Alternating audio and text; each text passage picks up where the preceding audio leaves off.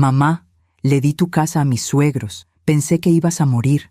Esas palabras salieron de la boca de mi hijo como si fueran simples, como quien comenta el clima o pide un vaso de agua.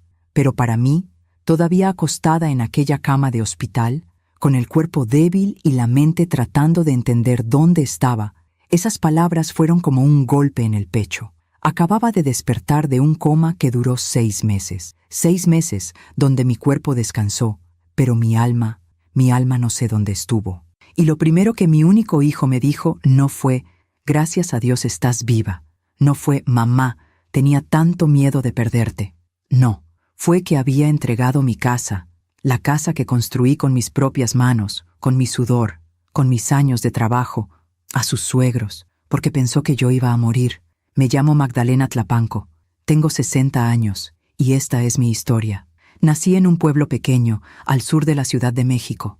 Mi madre cosía vestidos para las señoras de la iglesia, y mi padre trabajaba en la construcción. No teníamos mucho, pero teníamos dignidad. Mi madre siempre decía, Magdalena, nunca pidas nada que no puedas conquistar con tus propias manos. Llevé esa lección conmigo toda mi vida.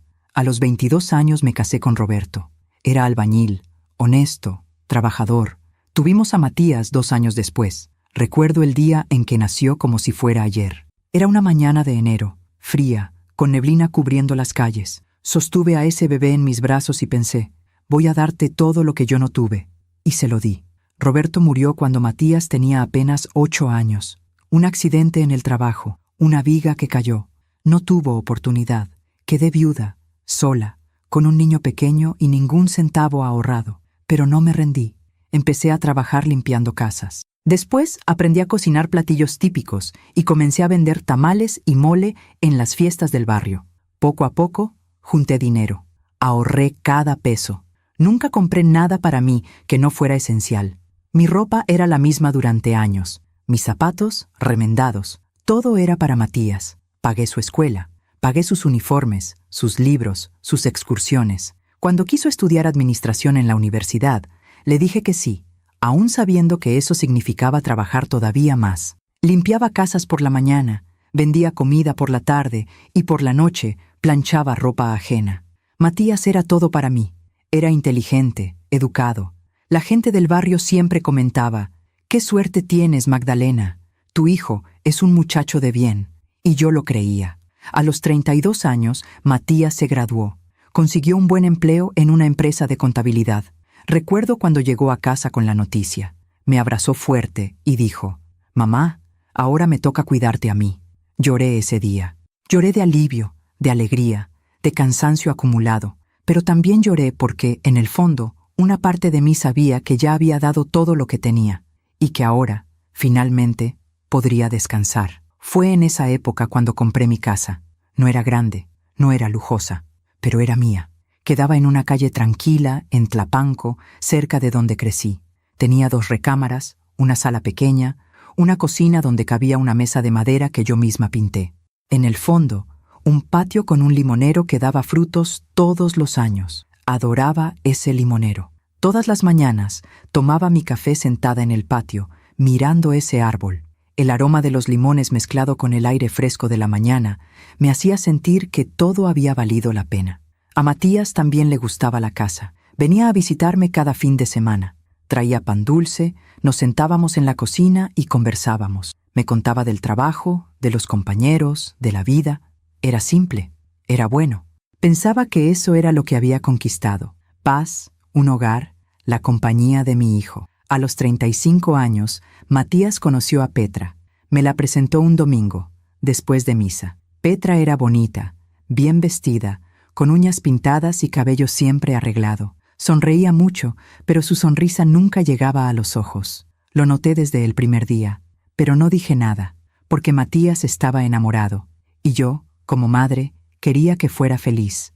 Petra venía de una familia de clase media.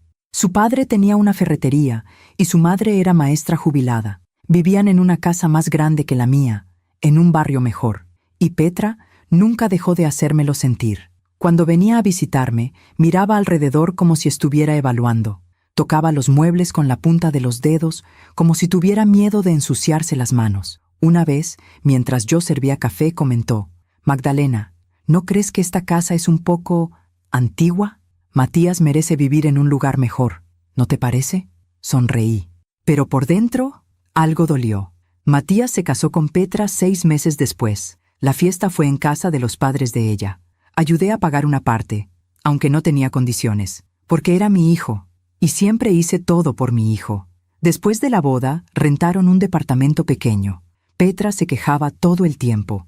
Decía que el lugar era estrecho, que el barrio era ruidoso, que merecía más. Matías empezó a trabajar más horas. Regresaba cansado, estresado, pero cada vez que le preguntaba si todo estaba bien, decía que sí. Solo estoy construyendo nuestro futuro, mamá.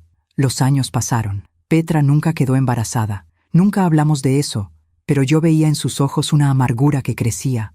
Empezó a visitarme menos, y cuando venía siempre tenía un comentario filoso.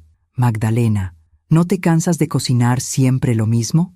¿Este mantel sigue siendo el mismo de hace 5 años? Matías dice que no quieres cambiar esos muebles viejos. ¿Por qué estás tan apegada al pasado?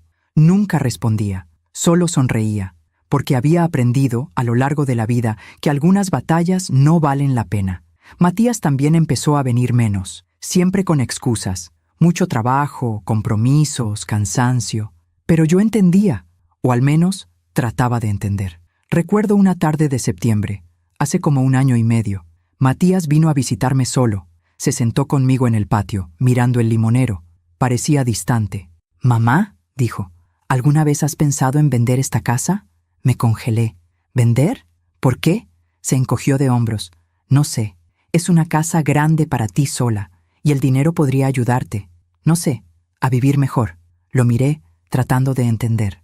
«Matías, esta casa es lo que tengo. Aquí están mis recuerdos, mi trabajo de años. No necesito nada más». Se quedó en silencio por un momento. Luego asintió, pero no parecía convencido. «Ahora, mientras estoy aquí en esta cama de hospital, recordando ese día, entiendo. Ya estaba planeando.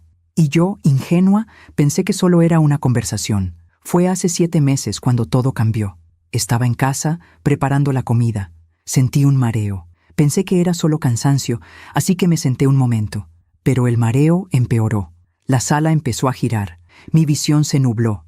Intenté levantarme, pero mis piernas no obedecieron. Caí. Lo último que recuerdo es el piso frío contra mi rostro y el aroma a limón viniendo del patio. Después, todo se volvió negro. Cuando desperté, estaba en un cuarto blanco. Luces brillantes, olor a desinfectante, máquinas pitando a mi alrededor.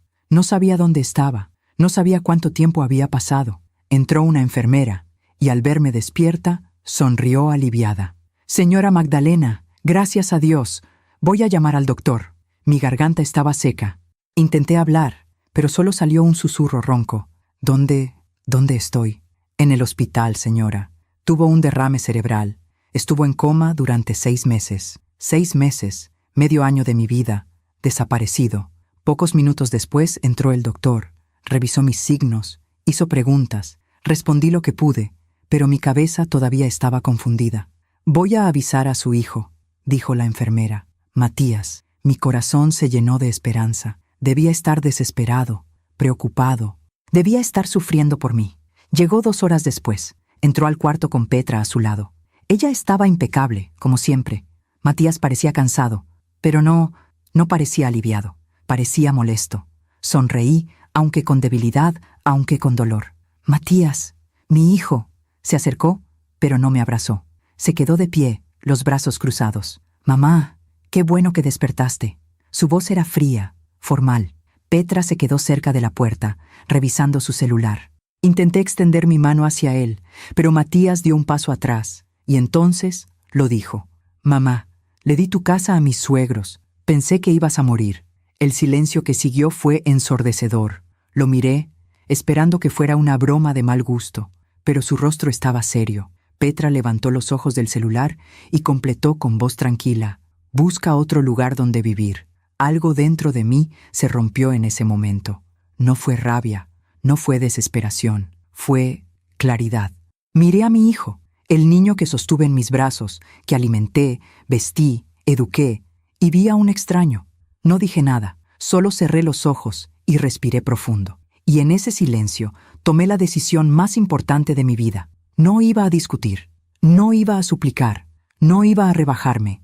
Iba a hacer lo que siempre hice, resolver todo con mis propias manos. Y ellos todavía no sabían lo que estaba por venir. Pasé 3 días más en el hospital. 3 días donde las enfermeras entraban y salían, donde los doctores revisaban mis signos vitales, donde la comida insípida llegaba en bandejas de plástico. Pero nada de eso importaba. Mi mente estaba en otro lugar. Estaba en mi casa, en mi patio, bajo la sombra de mi limonero. Pensaba en cómo habían sido las cosas antes de Petra, antes de que mi hijo se convirtiera en alguien que yo ya no reconocía. Y mientras miraba el techo blanco de ese cuarto de hospital, me permití recordar cuando todo era distinto. Matías fue un niño dulce. No digo esto solo porque era mi hijo, lo digo porque era verdad. Cuando tenía 5 años, solía despertarse temprano y venir a la cocina mientras yo preparaba el desayuno. Se sentaba en una silla de madera, con las piernas colgando porque todavía no llegaba al piso, y me miraba con esos ojos grandes y oscuros. «Mamá, ¿puedo ayudarte?». Le daba una cuchara de madera, y él revolvía lo que fuera que estuviera cocinando. Frijoles, atole, lo que fuera. No importaba. Lo importante era estar juntos. Recuerdo que una mañana de abril, cuando él tenía 6 años, me trajo una flor que había arrancado del jardín de la vecina. Era una bugambilia morada, toda arrugada porque la había apretado demasiado en su manita. «Es para ti, mamá, porque eres la más bonita». Guardé esa flor entre las páginas de mi Biblia. Todavía la tengo, seca, frágil, pero todavía ahí. Ese era el Matías que yo conocía.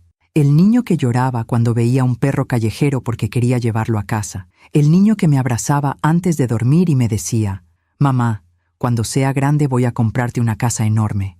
Yo le acariciaba el cabello y le decía: «No necesito una casa enorme, mi amor. Solo necesito que seas feliz». Y lo decía en serio.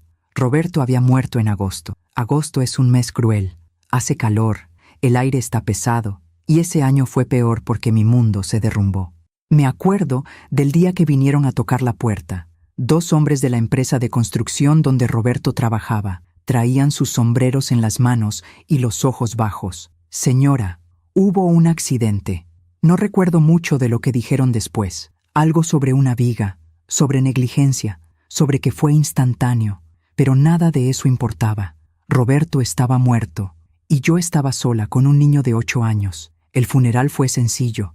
No teníamos dinero para algo grande.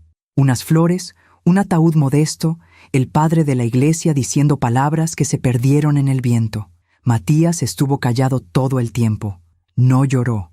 Solo se aferró a mi mano con fuerza, como si tuviera miedo de que yo también desapareciera. Esa noche, cuando lo acosté, finalmente habló. «Mamá, ¿papá va a volver?». Me quebré. Me acosté a su lado, lo abracé fuerte y lloré. Lloré todo lo que no había podido llorar durante el día. Y él me abrazó también, con sus bracitos delgados, y me dijo: «No llores, mamá, yo te voy a cuidar». Tenía 8 años, 8 años, y ya quería cuidarme. Y yo juré, en ese momento, que haría todo lo posible para que él tuviera una vida mejor que la mía. Los primeros años fueron los más difíciles. Trabajaba desde las 6 de la mañana hasta las 10 de la noche. Limpiaba casas en colonias donde las señoras me miraban con lástima. «Pobrecita», decían, «tan joven y ya viuda». No me importaba la lástima, me importaba el dinero. Cada peso que ganaba lo guardaba en una lata de galletas escondida debajo de mi cama.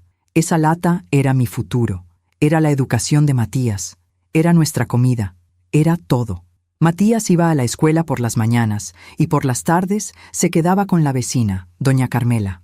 Ella era una mujer mayor, amable, que no me cobraba mucho por cuidarlo. A veces, cuando llegaba a recogerlo, Matías estaba haciendo la tarea en la mesa de la cocina de doña Carmela, rodeado de ollas y el olor a caldo de pollo. «Es un niño muy educado, Magdalena», me decía doña Carmela.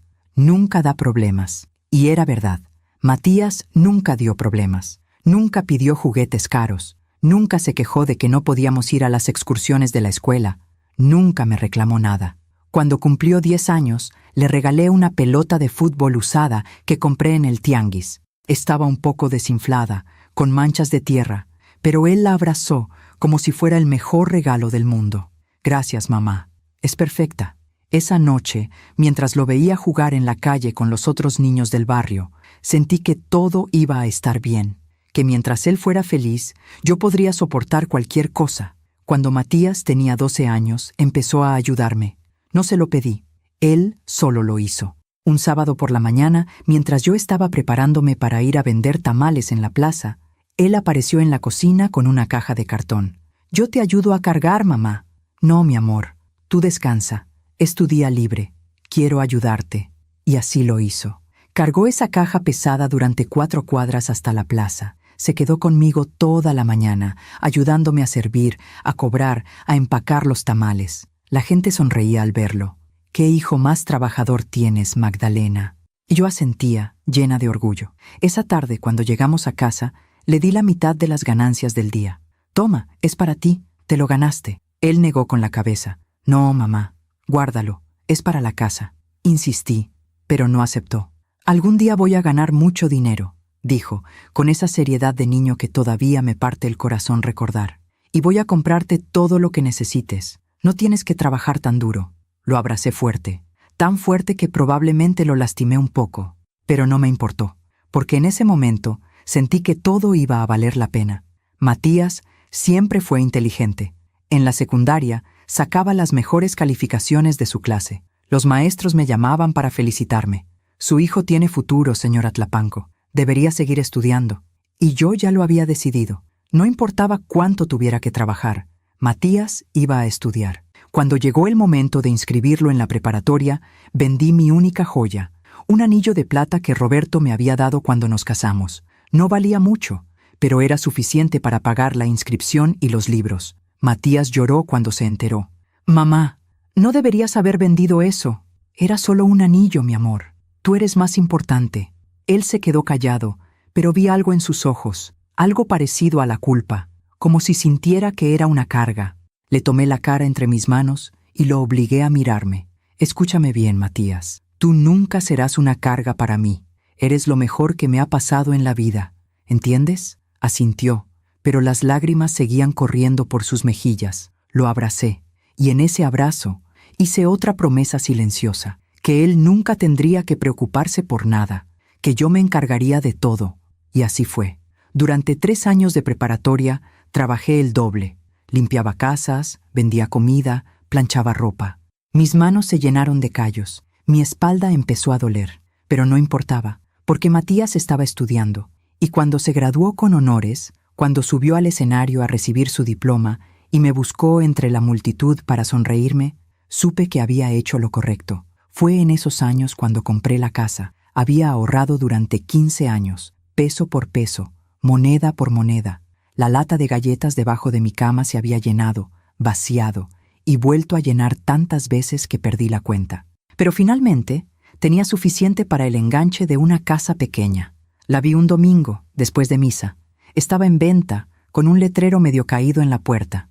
Era modesta, con paredes de ladrillo sin pintar, ventanas viejas, un patio descuidado, pero tenía potencial. Hablé con el dueño, un señor mayor que se mudaba con su hija a otra ciudad. Le ofrecí todo lo que tenía. No era mucho, pero él aceptó. «Es suya, señora. Cuídela bien». Y la cuidé. Pasé meses arreglándola. Pinté las paredes yo misma. Reparé las ventanas con ayuda de un vecino. Limpié el patio. Arranqué las malas hierbas. Planté el limonero. Matías tenía 17 años entonces. Me ayudó cada fin de semana. Cargaba cubetas de pintura. Movía muebles. Barría. «Va a quedar hermosa, mamá», decía, limpiándose el sudor de la frente. Y tenía razón. Cuando finalmente terminamos, cuando me senté en el patio por primera vez con una taza de café y miré alrededor, sentí algo que no había sentido en años. Paz. Esta era mi casa, nuestro hogar, el lugar donde Matías y yo podríamos finalmente descansar después de tantos años de lucha. Pero las cosas buenas nunca duran para siempre. Matías entró a la universidad a los 19 años. Estudió administración de empresas. Fue difícil pagarlo, pero yo ya estaba acostumbrada a lo difícil. Durante esos 4 años lo vi cambiar.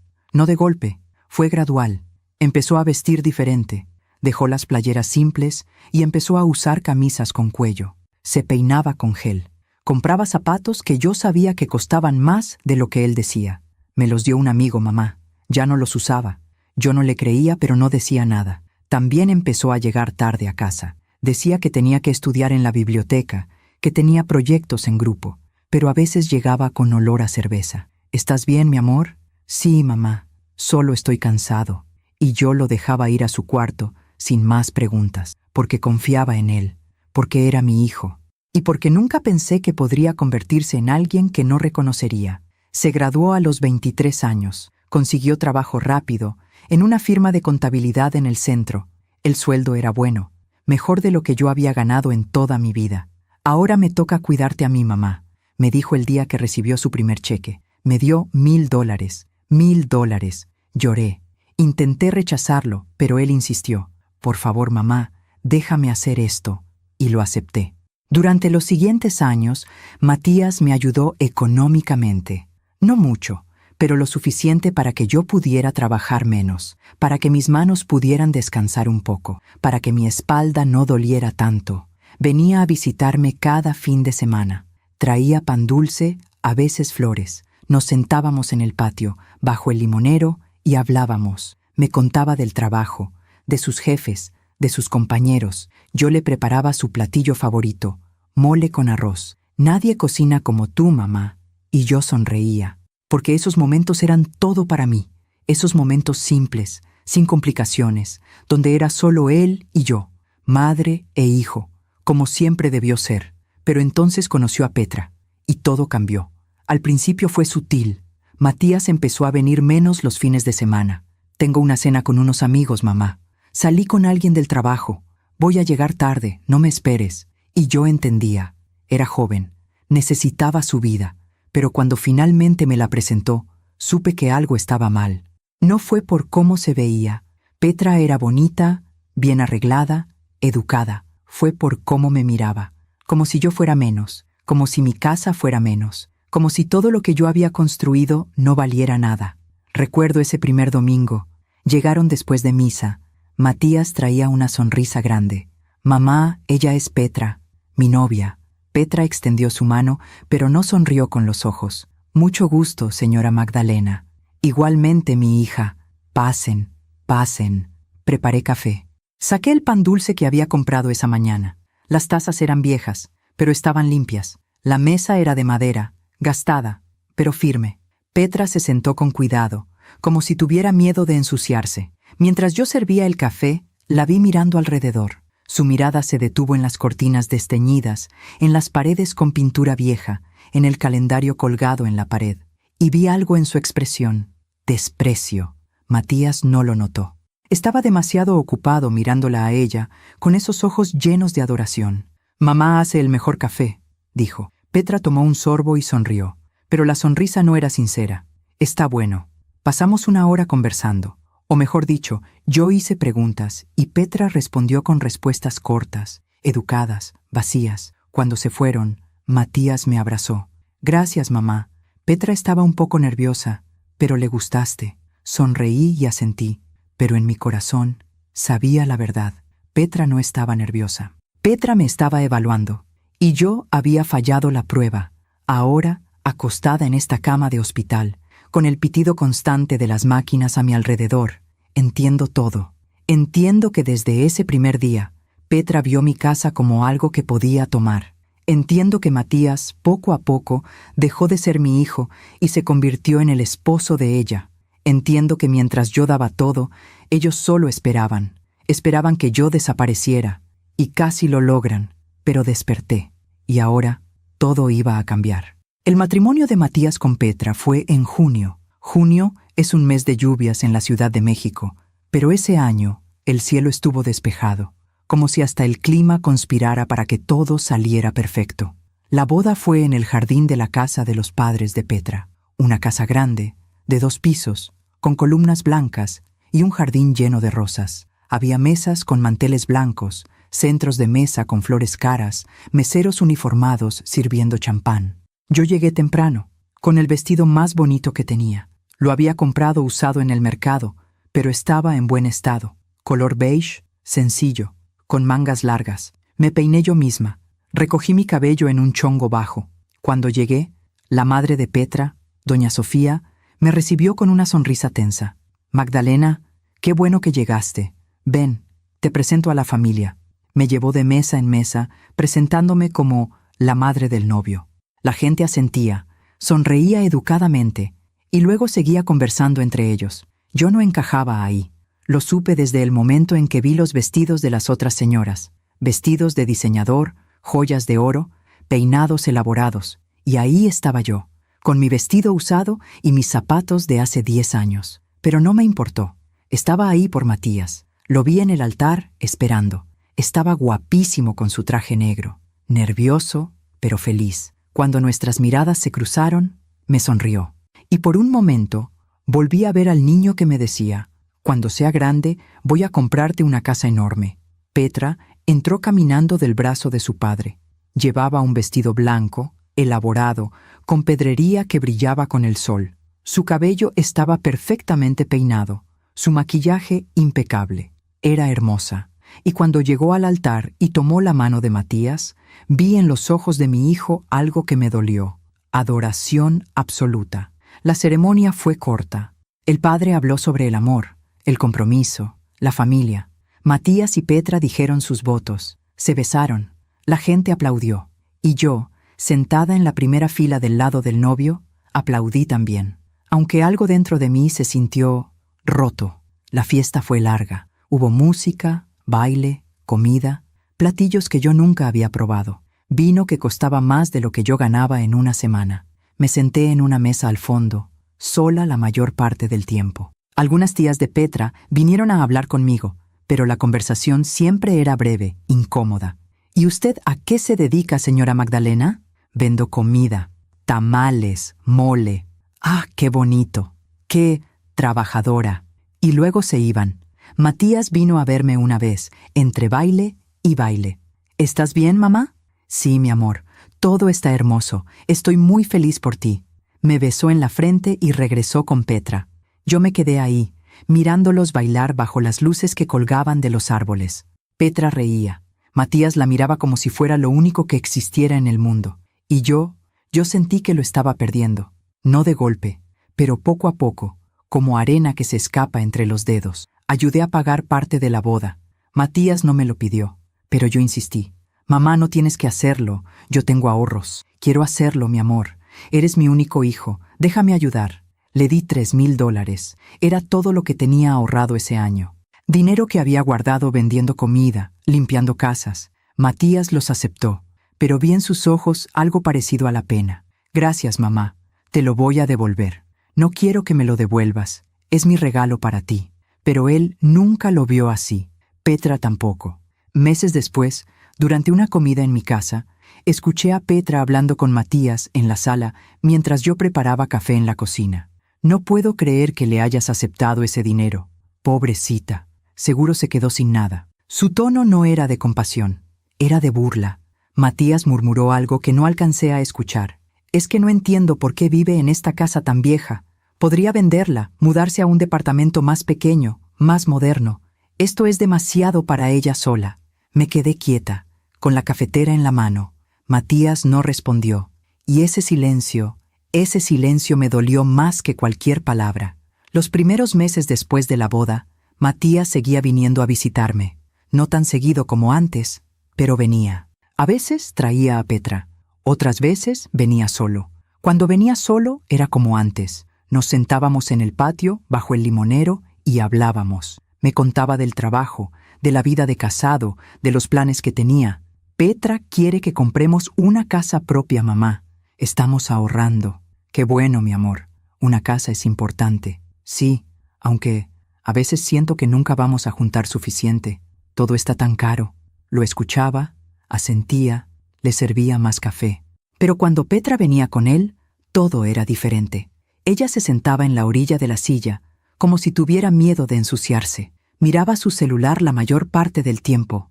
Respondía con monosílabos cuando yo le hablaba. Y siempre, tenía algo que criticar. «Magdalena, ¿por qué no cambias estas cortinas? Están muy viejas. Esta mesa está muy rayada. ¿No has pensado en comprar una nueva?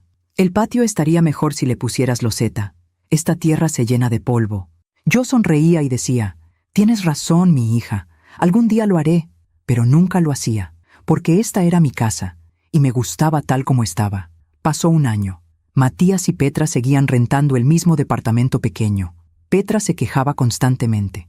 «No puedo vivir así para siempre, Matías. Merecemos algo mejor». Matías trabajaba más horas. Llegaba a casa cansado, estresado. Empezó a verse más delgado, con ojeras. Una noche vino a verme solo. Era viernes, cerca de las 9. Llovía. Llegó empapado, sin paraguas. «¿Matías? ¿Qué pasó?» Entró sin decir nada.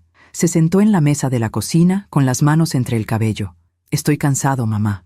Me senté frente a él. «¿De qué, mi amor?» «De todo, del trabajo, de las presiones, de no ser suficiente». Le tomé las manos. «Eres más que suficiente. No dejes que nadie te haga sentir lo contrario». Se quedó callado por un momento. Luego levantó la vista. «Petra quiere que compremos una casa, pero no tengo suficiente dinero para el enganche. He estado buscando préstamos, pero las tasas de interés son altísimas. Dale tiempo, mi amor. Ya va a llegar. No sé si pueda esperar más». Ella está muy frustrada.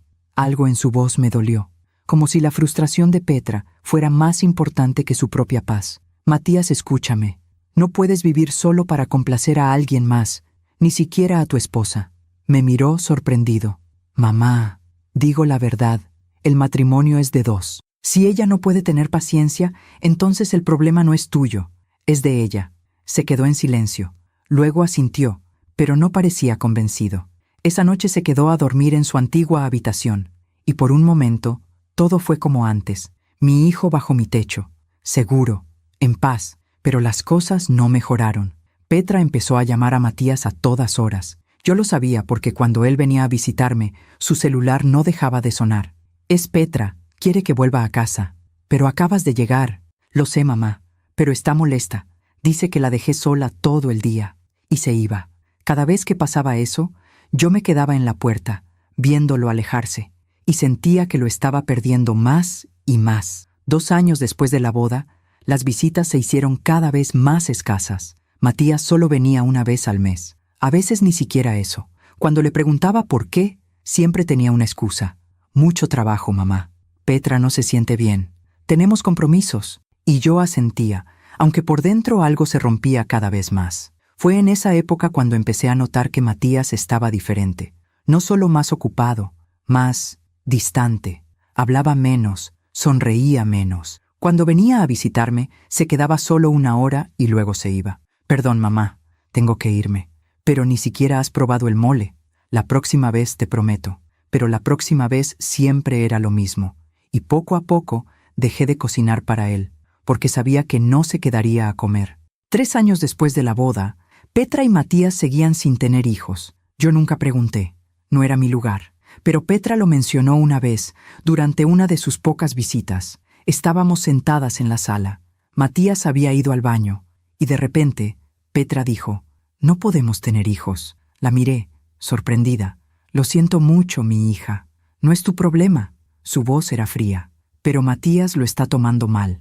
Dice que quería darle nietos. Dale tiempo. Hay otras opciones. No quiero hablar de eso». Me cortó. «Solo te lo digo para que sepas, para que no estés esperando nietos que nunca van a llegar». Y ahí estaba otra vez. Ese tono, ese desprecio apenas oculto. Matías regresó y la conversación terminó. Pero desde ese día, algo cambió en la relación entre Petra y yo. Ya no fingía amabilidad. Ya no sonreía cuando me veía. Solo me miraba con esos ojos fríos, calculadores, como si estuviera esperando algo. 4 años después de la boda, Matías vino a visitarme una tarde de septiembre. Estaba solo. Se sentó conmigo en el patio, mirando el limonero. Había limones maduros colgando de las ramas. El aire olía fresco, a lluvia reciente. «Mamá», dijo, sin mirarme, «¿alguna vez has pensado en vender esta casa?» Sentí que el aire se me escapaba de los pulmones. «¿Vender? ¿Por qué?» Se encogió de hombros. «No sé, es grande para ti sola. Y el dinero podría ayudarte.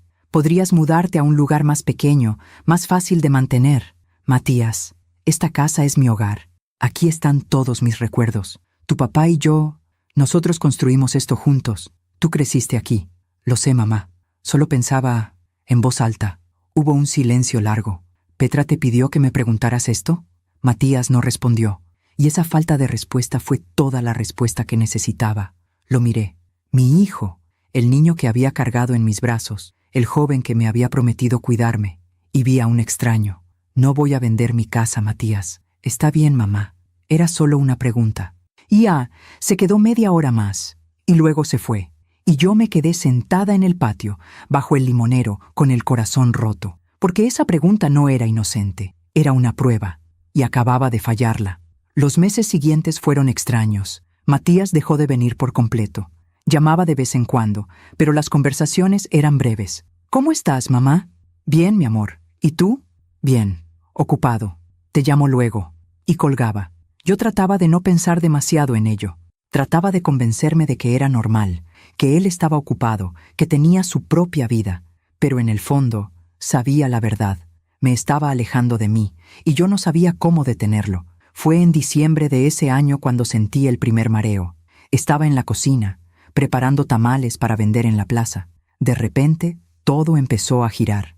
Me agarré del borde de la mesa y esperé a que pasara. Pasó, pero 2 días después, volvió a pasar.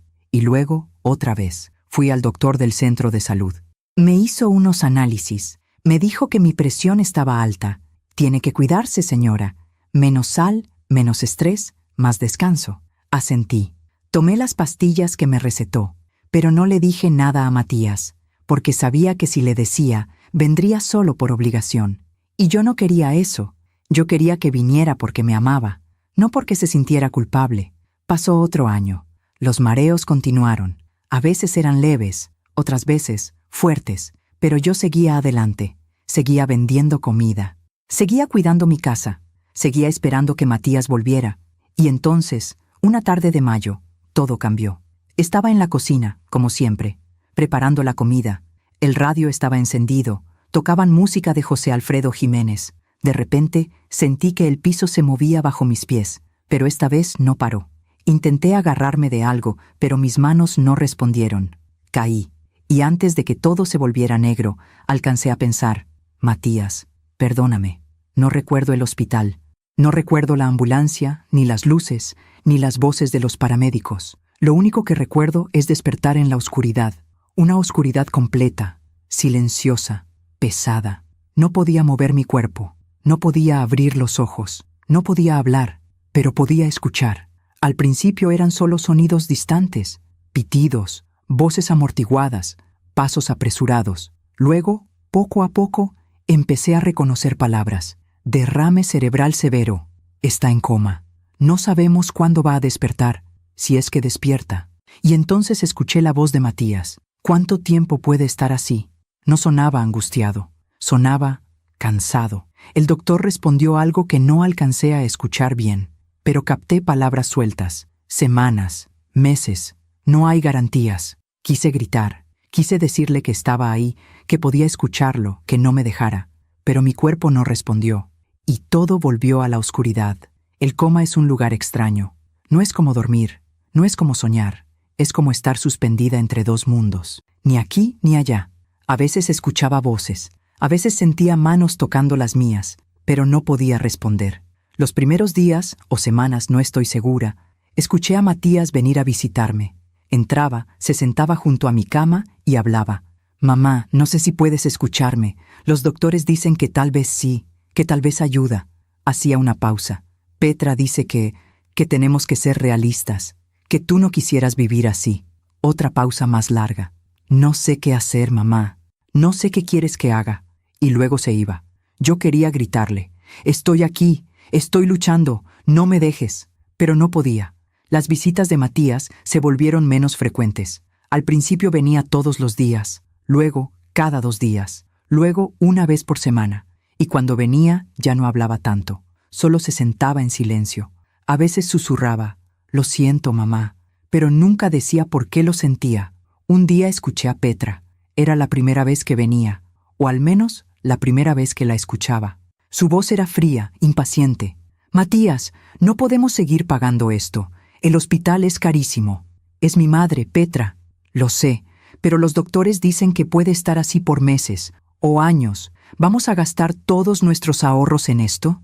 ¿Qué quieres que haga? ¿Que la desconecte? No digo eso, solo digo que tenemos que pensar en nosotros también. Hubo un silencio. Ella tiene una casa, dijo Petra. Una casa grande. Está vacía. Podríamos... No. La voz de Matías sonó firme. No voy a tocar su casa. No estoy diciendo que la vendas, solo que la usemos, temporalmente, mientras ella está aquí. Petra, ya dije que no. Escuché pasos alejándose, una puerta cerrándose con fuerza, y luego, silencio. Quise llorar. Quise abrazar a mi hijo y decirle que estaba orgullosa de él por defenderme, pero no podía hacer nada, solo escuchar. Pasaron las semanas, o eso creo. El tiempo no existía en ese lugar oscuro. Las visitas de Matías se hicieron cada vez más cortas. Entraba, se sentaba 5 minutos y se iba.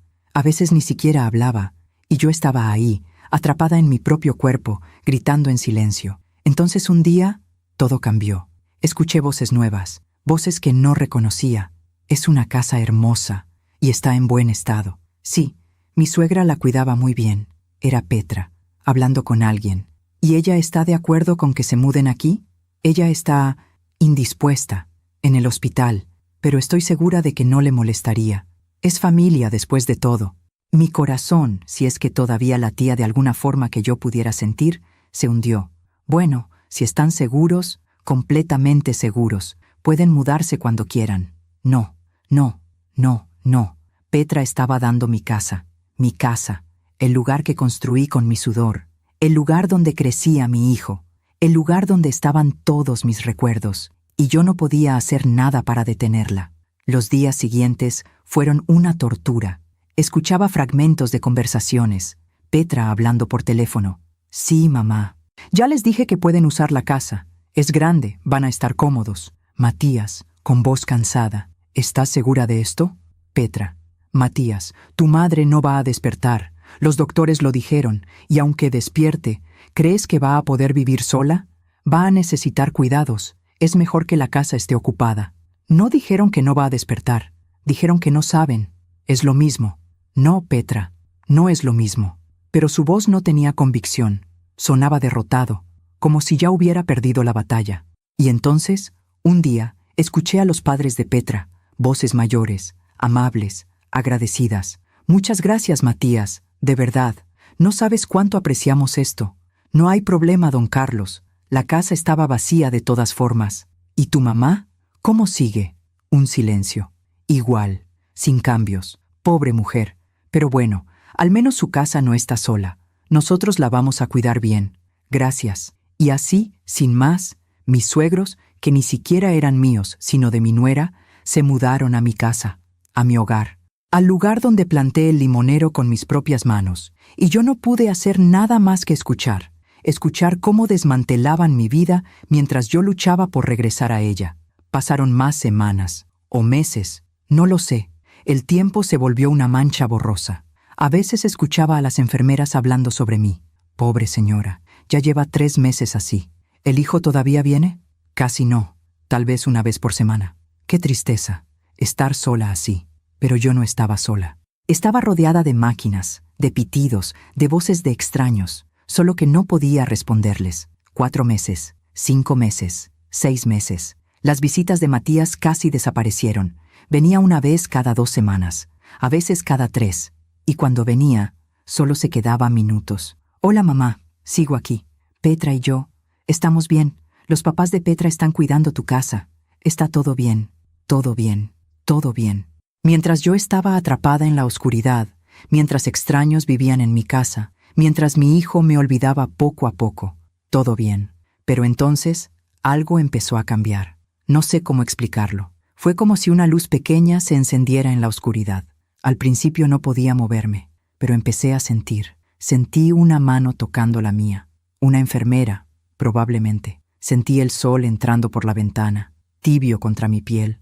Sentí el olor a desinfectante, a sábanas limpias. Y luego, lentamente, empecé a escuchar más claro. Las voces ya no estaban amortiguadas, estaban nítidas. Sus signos vitales están mejorando. ¿Crees que pueda despertar? Es posible. He visto casos así. Y entonces, un día, sentí que podía mover un dedo. Solo uno. Pero era algo. Era una señal de que estaba volviendo. No sé cuánto tiempo pasó entre ese primer movimiento y el momento en que finalmente abrí los ojos. Tal vez días, tal vez semanas, pero un día, simplemente, lo hice. Abrí los ojos. La luz era cegadora. Parpadeé varias veces, tratando de enfocar. Había una enfermera en el cuarto, revisando algo en una máquina. Cuando me vio despierta, sus ojos se abrieron enormes. «¡Señora Magdalena! ¡Dios mío!», corrió hacia la puerta. «Doctor, doctora, despertó». Todo fue un caos después de eso. Doctores entrando, revisándome, haciéndome preguntas. «¿Sabe dónde está?». Asentí débilmente. «¿Sabe su nombre?». Magdalena». Mi voz era un susurro ronco. «Excelente. ¿Sabe qué mes es?». No lo sabía. El doctor sonrió. «No se preocupe. Es normal. Ha estado en coma por 6 meses». 6 meses. Medio año de mi vida. Perdido. Vamos a llamar a su hijo. Y entonces algo en mi pecho se apretó. Matías. Venía. Y tenía que decirle sobre la casa. Pero entonces recordé. Recordé las conversaciones que había escuchado. Recordé a Petra diciendo, «No va a despertar». Recordé a Matías diciendo, «Los papás de Petra están cuidando tu casa». Y en ese momento, acostada en esa cama de hospital, después de 6 meses de oscuridad, tomé una decisión. No iba a ser la víctima. No iba a suplicar. No iba a llorar. Iba a hacer lo que siempre había hecho. Resolver las cosas con mis propias manos. Pero primero, tenía que escuchar lo que Matías tenía que decir. Tenía que ver si mi hijo todavía estaba ahí, debajo de la influencia de Petra, o si lo había perdido para siempre. Matías llegó 2 horas después. Entró al cuarto con Petra a su lado.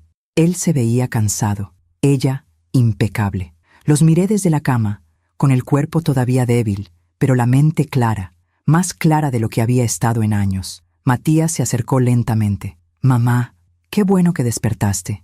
Su voz era plana, sin emoción real. Petra se quedó junto a la puerta, viendo su celular. Intenté sonreír, pero no pude. Matías, él dio un paso más cerca, pero no me tocó. Y entonces lo dijo. Las palabras que habían estado esperando salir durante 6 meses. Las palabras que confirmarían todo lo que había escuchado en la oscuridad. «Mamá, le di tu casa a mis suegros. Pensé que ibas a morir». El cuarto quedó en silencio. Yo lo miré.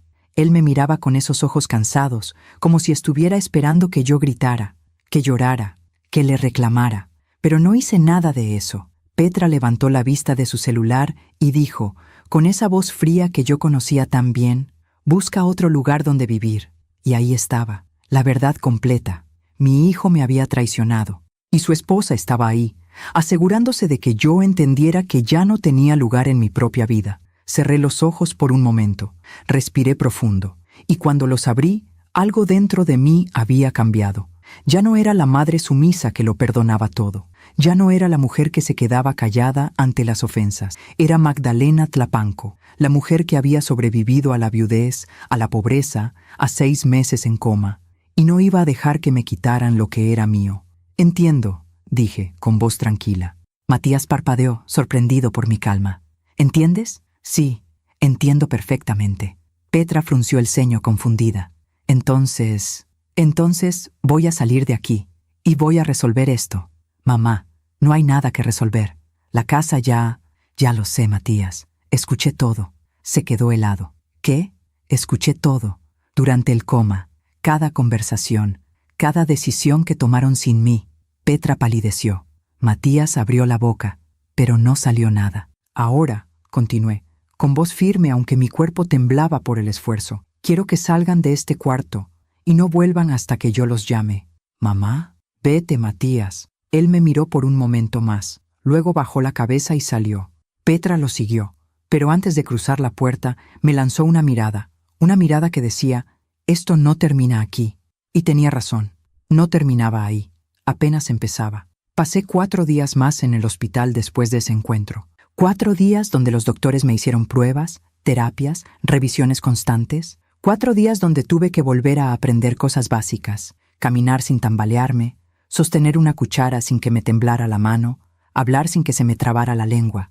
El cuerpo es extraño. Puede estar dormido por 6 meses y olvidar cosas que creías permanentes, pero la mente estaba más clara que nunca. Durante esos 4 días, mientras las enfermeras me ayudaban a caminar por el pasillo, mientras los fisioterapeutas me guiaban en ejercicios simples, yo pensaba. Pensaba en todo lo que había escuchado durante el coma. Pensaba en las conversaciones entre Matías y Petra. Pensaba en cómo habían dado mi casa sin mi consentimiento. Y pensaba en qué hacer al respecto, porque una cosa era clara, no iba a quedarme de brazos cruzados. Matías no volvió a visitarme durante esos 4 días. Llamó una vez, el segundo día después de despertar. Habló con la enfermera, preguntó cómo estaba y pidió que me diera un mensaje. Dice su hijo que está ocupado con el trabajo, pero que vendrá pronto. Asentí, pero sabía la verdad. No venía porque tenía miedo de enfrentarme, miedo de que le reclamara, y tenía razón en tener miedo. Petra tampoco vino, pero eso no me sorprendió. Nunca había venido antes. ¿Por qué empezaría ahora? El tercer día en el hospital, pedí hablar con la trabajadora social. Era una mujer joven, de unos 30 años, con lentes y una sonrisa amable. Señora Magdalena, ¿en qué puedo ayudarla? Necesito hacer unas llamadas y necesito información. Se sentó junto a mi cama, sacó una libreta. Dígame, estuve en coma por 6 meses. Durante ese tiempo, mi hijo tomó decisiones sobre mi propiedad sin mi consentimiento. Necesito saber qué derechos tengo. Ella frunció el ceño. ¿Qué tipo de decisiones? Entregó mi casa a otras personas. Dijo que podían vivir ahí, pero la casa está a mi nombre. Yo nunca firmé nada. La trabajadora social escribió rápidamente. ¿Él tiene poder notarial sobre usted? No, nunca firmé nada de eso. Entonces no tenía derecho legal de tomar esas decisiones. Asentí. Eso pensé. ¿Puede ayudarme a contactar a un abogado? Ella asintió. Claro. Hay servicios legales gratuitos para personas en su situación. Déjeme hacer algunas llamadas. Y así, mientras mi cuerpo se recuperaba lentamente, mi plan comenzó a tomar forma. Al día siguiente vino el abogado. Se llamaba Licenciado Romero. Era un hombre de unos 50 años, con cabello gris y una voz firme. Llevaba un portafolio de cuero gastado y lentes de lectura que se ponía y se quitaba constantemente. Se sentó junto a mi cama y escuchó mi historia completa. Le conté sobre el derrame, sobre el coma, sobre las conversaciones que había escuchado, sobre cómo Matías había entregado mi casa a los padres de Petra sin mi permiso. Él tomaba notas, asentía, hacía preguntas. ¿La casa está a su nombre? Sí, solo a mi nombre. ¿Tiene la escritura? Está en mi casa, en un cajón del mueble de la sala, junto con otros documentos importantes. ¿Su hijo firmó algo en su nombre? No lo sé, pero si lo hizo, fue sin mi consentimiento, y yo nunca le di poder notarial. El licenciado Romero se quitó los lentes y me miró directamente. Señora Magdalena, lo que su hijo hizo es apropiación indebida. Si él permitió que otras personas ocuparan su propiedad sin su consentimiento, eso es ilegal. Y si falsificó su firma en algún documento, eso es fraude. Sentí algo en el pecho. No era satisfacción, era tristeza, porque estábamos hablando de mi hijo, de Matías, del niño que había crecido en esa casa, que me había prometido cuidarme, y ahora estaba ahí, planeando acciones legales contra él. ¿Qué puedo hacer? Primero, necesito verificar si hay documentos falsificados. Para eso, tengo que ir al registro público de la propiedad y revisar si hay algún movimiento reciente sobre su casa. Segundo, necesito que usted firme un poder legal para que yo pueda actuar en su nombre. ¿Cuánto tiempo tomará? Unos días, tal vez una semana. No tengo mucho dinero para pagarle. Él levantó la mano. Señora, esto es parte de un programa de asistencia legal. No tiene que pagarme. Solo quiero ayudarla a recuperar lo que es suyo. Sentí lágrimas en los ojos, lágrimas de alivio, de gratitud. Gracias, licenciado. No me agradezca todavía. Primero recuperemos su casa. Y así, el plan se puso en marcha. Esa misma tarde, el licenciado Romero trajo los papeles para el poder legal. Los leí cuidadosamente. Firmé con mano temblorosa, pero firme. Voy a empezar las investigaciones mañana mismo, dijo. Le mantendré informada. Cuando se fue, me quedé acostada en la cama, mirando el techo. Por primera vez en meses, sentí algo parecido a la esperanza. Al día siguiente, el doctor me dio el alta. Su recuperación ha sido notable, señora Magdalena, pero tiene que seguir con terapia física, tomar sus medicamentos y venir a revisiones cada 2 semanas. Sí, doctor, lo haré.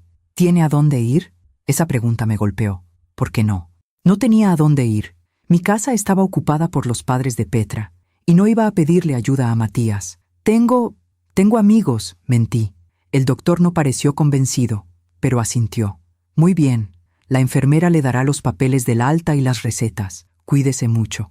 Cuando se fue, me quedé sentada en la cama, vestida con la ropa que las enfermeras habían guardado para mí. La misma ropa que llevaba el día del derrame, ahora lavada y doblada. Una blusa sencilla de color crema. Un pantalón de mezclilla. Mis zapatos viejos. Me vi en el espejo del baño. Había perdido peso. Mi cabello, que siempre había tenido bien arreglado, estaba completamente blanco. Tenía arrugas nuevas alrededor de los ojos, de la boca. Me veía vieja, 60 años, y me sentía como si tuviera 100, pero estaba viva, y eso era lo que importaba. Llamé a doña Carmela, mi antigua vecina, la mujer que había cuidado a Matías cuando era niño. Ella contestó después de 3 timbres. «Bueno, doña Carmela, soy Magdalena». Hubo un silencio. «Magdalena, Dios mío, escuché que habías despertado. ¿Cómo estás?» Estoy bien. Salgo del hospital hoy, y necesito un favor. Dime, hija, lo que necesites. ¿Puedo quedarme con usted unos días? Solo hasta que resuelva algunas cosas. Por supuesto. Ven cuando quieras. Mi casa es tu casa. Sentí que un peso se levantaba de mis hombros. Gracias, doña Carmela. Gracias. No me agradezcas. Nos vemos pronto. Salí del hospital esa tarde. No llamé a Matías. No quería verlo todavía. Tomé un taxi hasta la casa de doña Carmela. Ella vivía a 3 calles de mi casa. 3 calles que se sentían como un mundo de distancia. Cuando llegué, ella estaba esperándome en la puerta. Había envejecido desde la última vez que la vi. Ahora tenía 82 años, el cabello completamente blanco, la espalda un poco encorvada, pero su sonrisa era la misma. «Magdalena, mi niña, qué gusto verte». Me abrazó fuerte. Y yo, que había aguantado las lágrimas durante días, finalmente lloré. Lloré en los brazos de esa mujer que me conocía desde hace décadas, que había visto crecer a Matías, que conocía toda mi historia. Ya, decía, acariciándome el cabello. Ya estás aquí, ya estás a salvo. Pero no me sentía a salvo, me sentía rota. Doña Carmela me instaló en el cuarto de visitas. Una habitación pequeña, con una cama individual, una cómoda vieja y una ventana que daba al patio. Descansa todo lo que necesites, y cuando estés lista, me cuentas qué pasó. Pero yo no podía descansar. Esa noche, después de que doña Carmela se fue a dormir, me quedé sentada en la cama, mirando por la ventana. Desde ahí podía ver las luces de las casas vecinas, y si me asomaba un poco, podía ver mi casa. Mi casa. Las luces estaban encendidas. Había un coche estacionado afuera que no reconocí, seguramente de los padres de Petra, gente extraña viviendo en mi hogar, durmiendo en mis camas, usando mis cosas. Sentí rabia, pero también sentí algo más, determinación. Al día siguiente, temprano por la mañana, el licenciado Romero me llamó al celular de doña Carmela. «Señora Magdalena, tengo noticias. Dígame». Fui al registro público de la propiedad. Revisé todos los documentos relacionados con su casa. No hay ningún cambio de propietario. No hay ninguna venta. No hay ningún documento que transfiera la propiedad a otra persona. Respiré aliviada. Entonces la casa todavía es mía. Legalmente sí, pero hay un problema. ¿Cuál? Su hijo firmó un contrato de comodato. ¿Qué es eso? Es un contrato donde el propietario permite que alguien más use su propiedad de forma gratuita, por un tiempo determinado. En este caso, su hijo firmó un comodato a favor de los señores Carlos y Sofía Hernández, padres de su nuera, por un período de 2 años. Sentí que la sangre me subía a la cabeza. Pero él no tenía derecho a firmar eso. La casa es mía. Exactamente. Y ahí está el problema legal. Su hijo firmó ese contrato usando un poder notarial que dice tener sobre usted. Pero cuando revisé los documentos, vi que ese poder notarial es falso. ¿Falso? Sí, la firma que aparece como suya no coincide con su firma real. Y la fecha del documento dice que fue firmado hace 1 año, pero según mis investigaciones, usted nunca fue a esa notaría. Hablé con el notario, y él no tiene registro de que usted haya estado ahí ese día. Cerré los ojos. Matías había falsificado mi firma, mi propio hijo. ¿Qué significa esto? Significa que el contrato de comodato es nulo, y significa que podemos proceder con una demanda por fraude y apropiación indebida.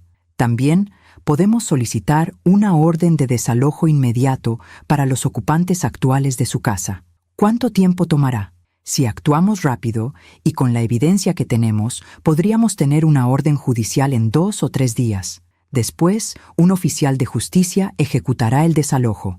También podemos presentar cargos criminales contra su hijo por falsificación de documentos. Mi corazón latía rápido. Cargos criminales contra Matías. Licenciado, ¿hay alguna forma de recuperar mi casa sin que Matías vaya a la cárcel?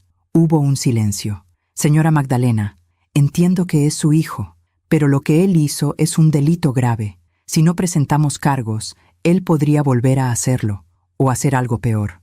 Lo sé, pero ¿puedo pensarlo? Por supuesto, pero cada día que pasa es un día más que esa gente vive en su casa ilegalmente. Entiendo. Deme un día. Mañana le doy mi respuesta. Está bien. La llamo mañana. Colgó. Me quedé ahí, con el teléfono en la mano, temblando.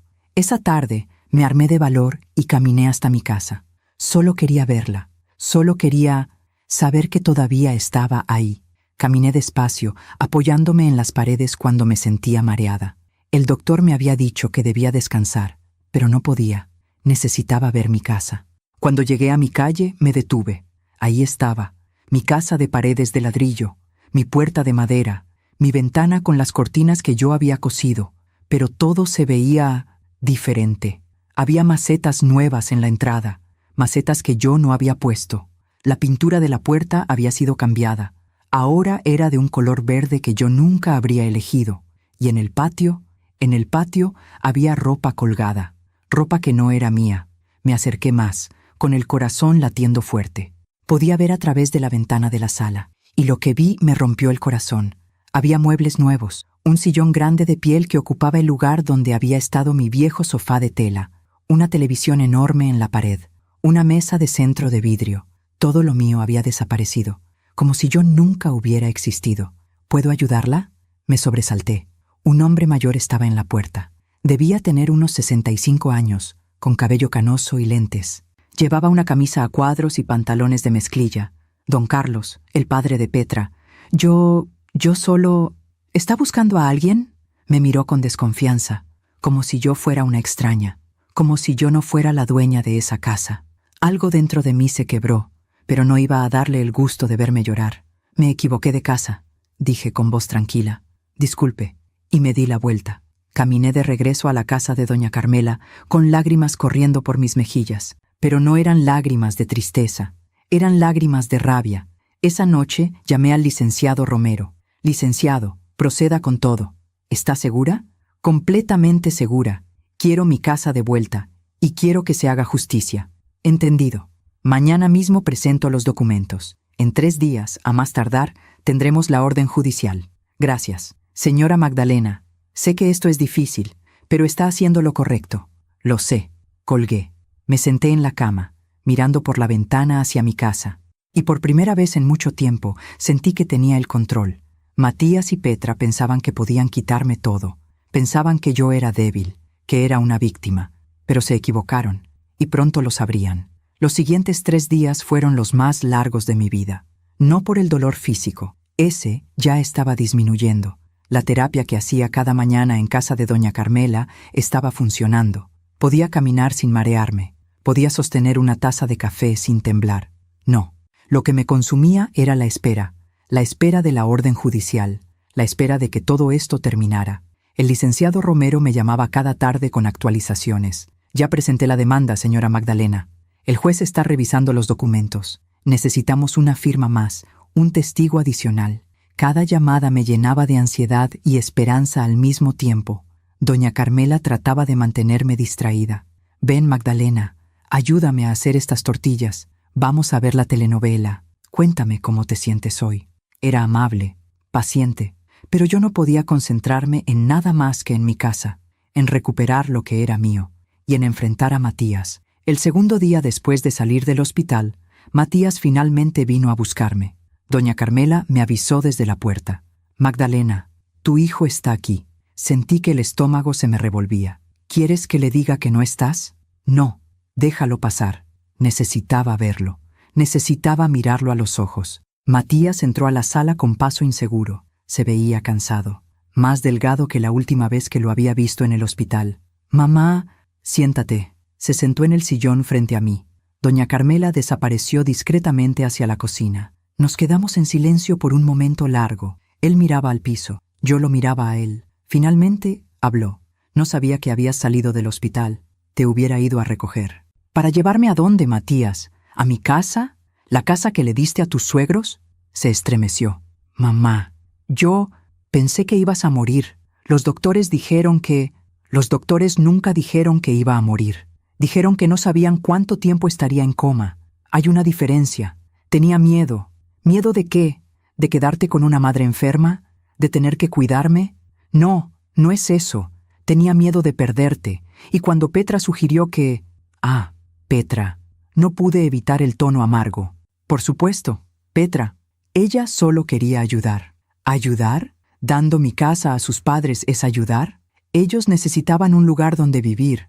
Habían vendido su casa para pagar deudas y yo necesitaba mi casa también, Matías. Esa casa que compré con mi sudor. Esa casa donde te crié. Mi voz se quebró al final. Él se cubrió la cara con las manos. Lo siento, mamá. Lo siento tanto. ¿Por qué lo hiciste? Levantó la vista. Tenía los ojos rojos. Porque no sabía qué más hacer.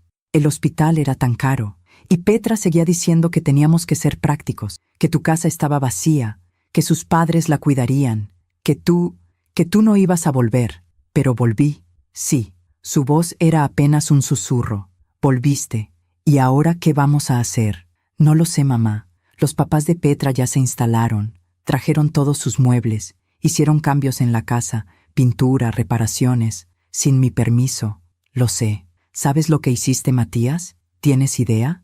Me miró confundido. Falsificaste mi firma. Firmaste un contrato de comodato con un poder notarial falso. Eso es fraude. Es un delito criminal. Se puso pálido. ¿Cómo sabes eso? Porque contraté a un abogado, y él investigó, y encontró el documento con mi firma falsificada. Mamá, yo no... ¿Fue Petra quien... ¿Petra falsificó mi firma? Se quedó callado. Respóndeme, Matías. Ella conocía a alguien, un notario que hizo los papeles. Yo solo firmé como testigo. Cerré los ojos. Así que era peor de lo que pensaba. No solo habían tomado mi casa, habían planeado todo, habían conspirado. ¿Y tú no pensaste que estaba mal? Pensé que tú no ibas a despertar. Su voz era débil. Pensé que nunca te enterarías. Abrí los ojos y lo miré. Realmente lo miré. Y vi a un hombre que ya no reconocía. Un hombre débil, manipulado, perdido. Matías, tengo 60 años. He trabajado toda mi vida. He sobrevivido a perder a tu padre. He sobrevivido a la pobreza. He sobrevivido a 6 meses en coma. Y voy a sobrevivir a esto también. Mamá, voy a recuperar mi casa, con o sin tu ayuda. ¿Qué vas a hacer? Ya lo hice. Presenté una demanda. En 1 o 2 días habrá una orden de desalojo, y los padres de Petra tendrán que irse. Se puso de pie, alterado. No puedes hacer eso. Ellos no tienen a dónde ir. Yo no tenía a dónde ir, Matías. Mi voz retumbó en la pequeña sala. Él se quedó helado.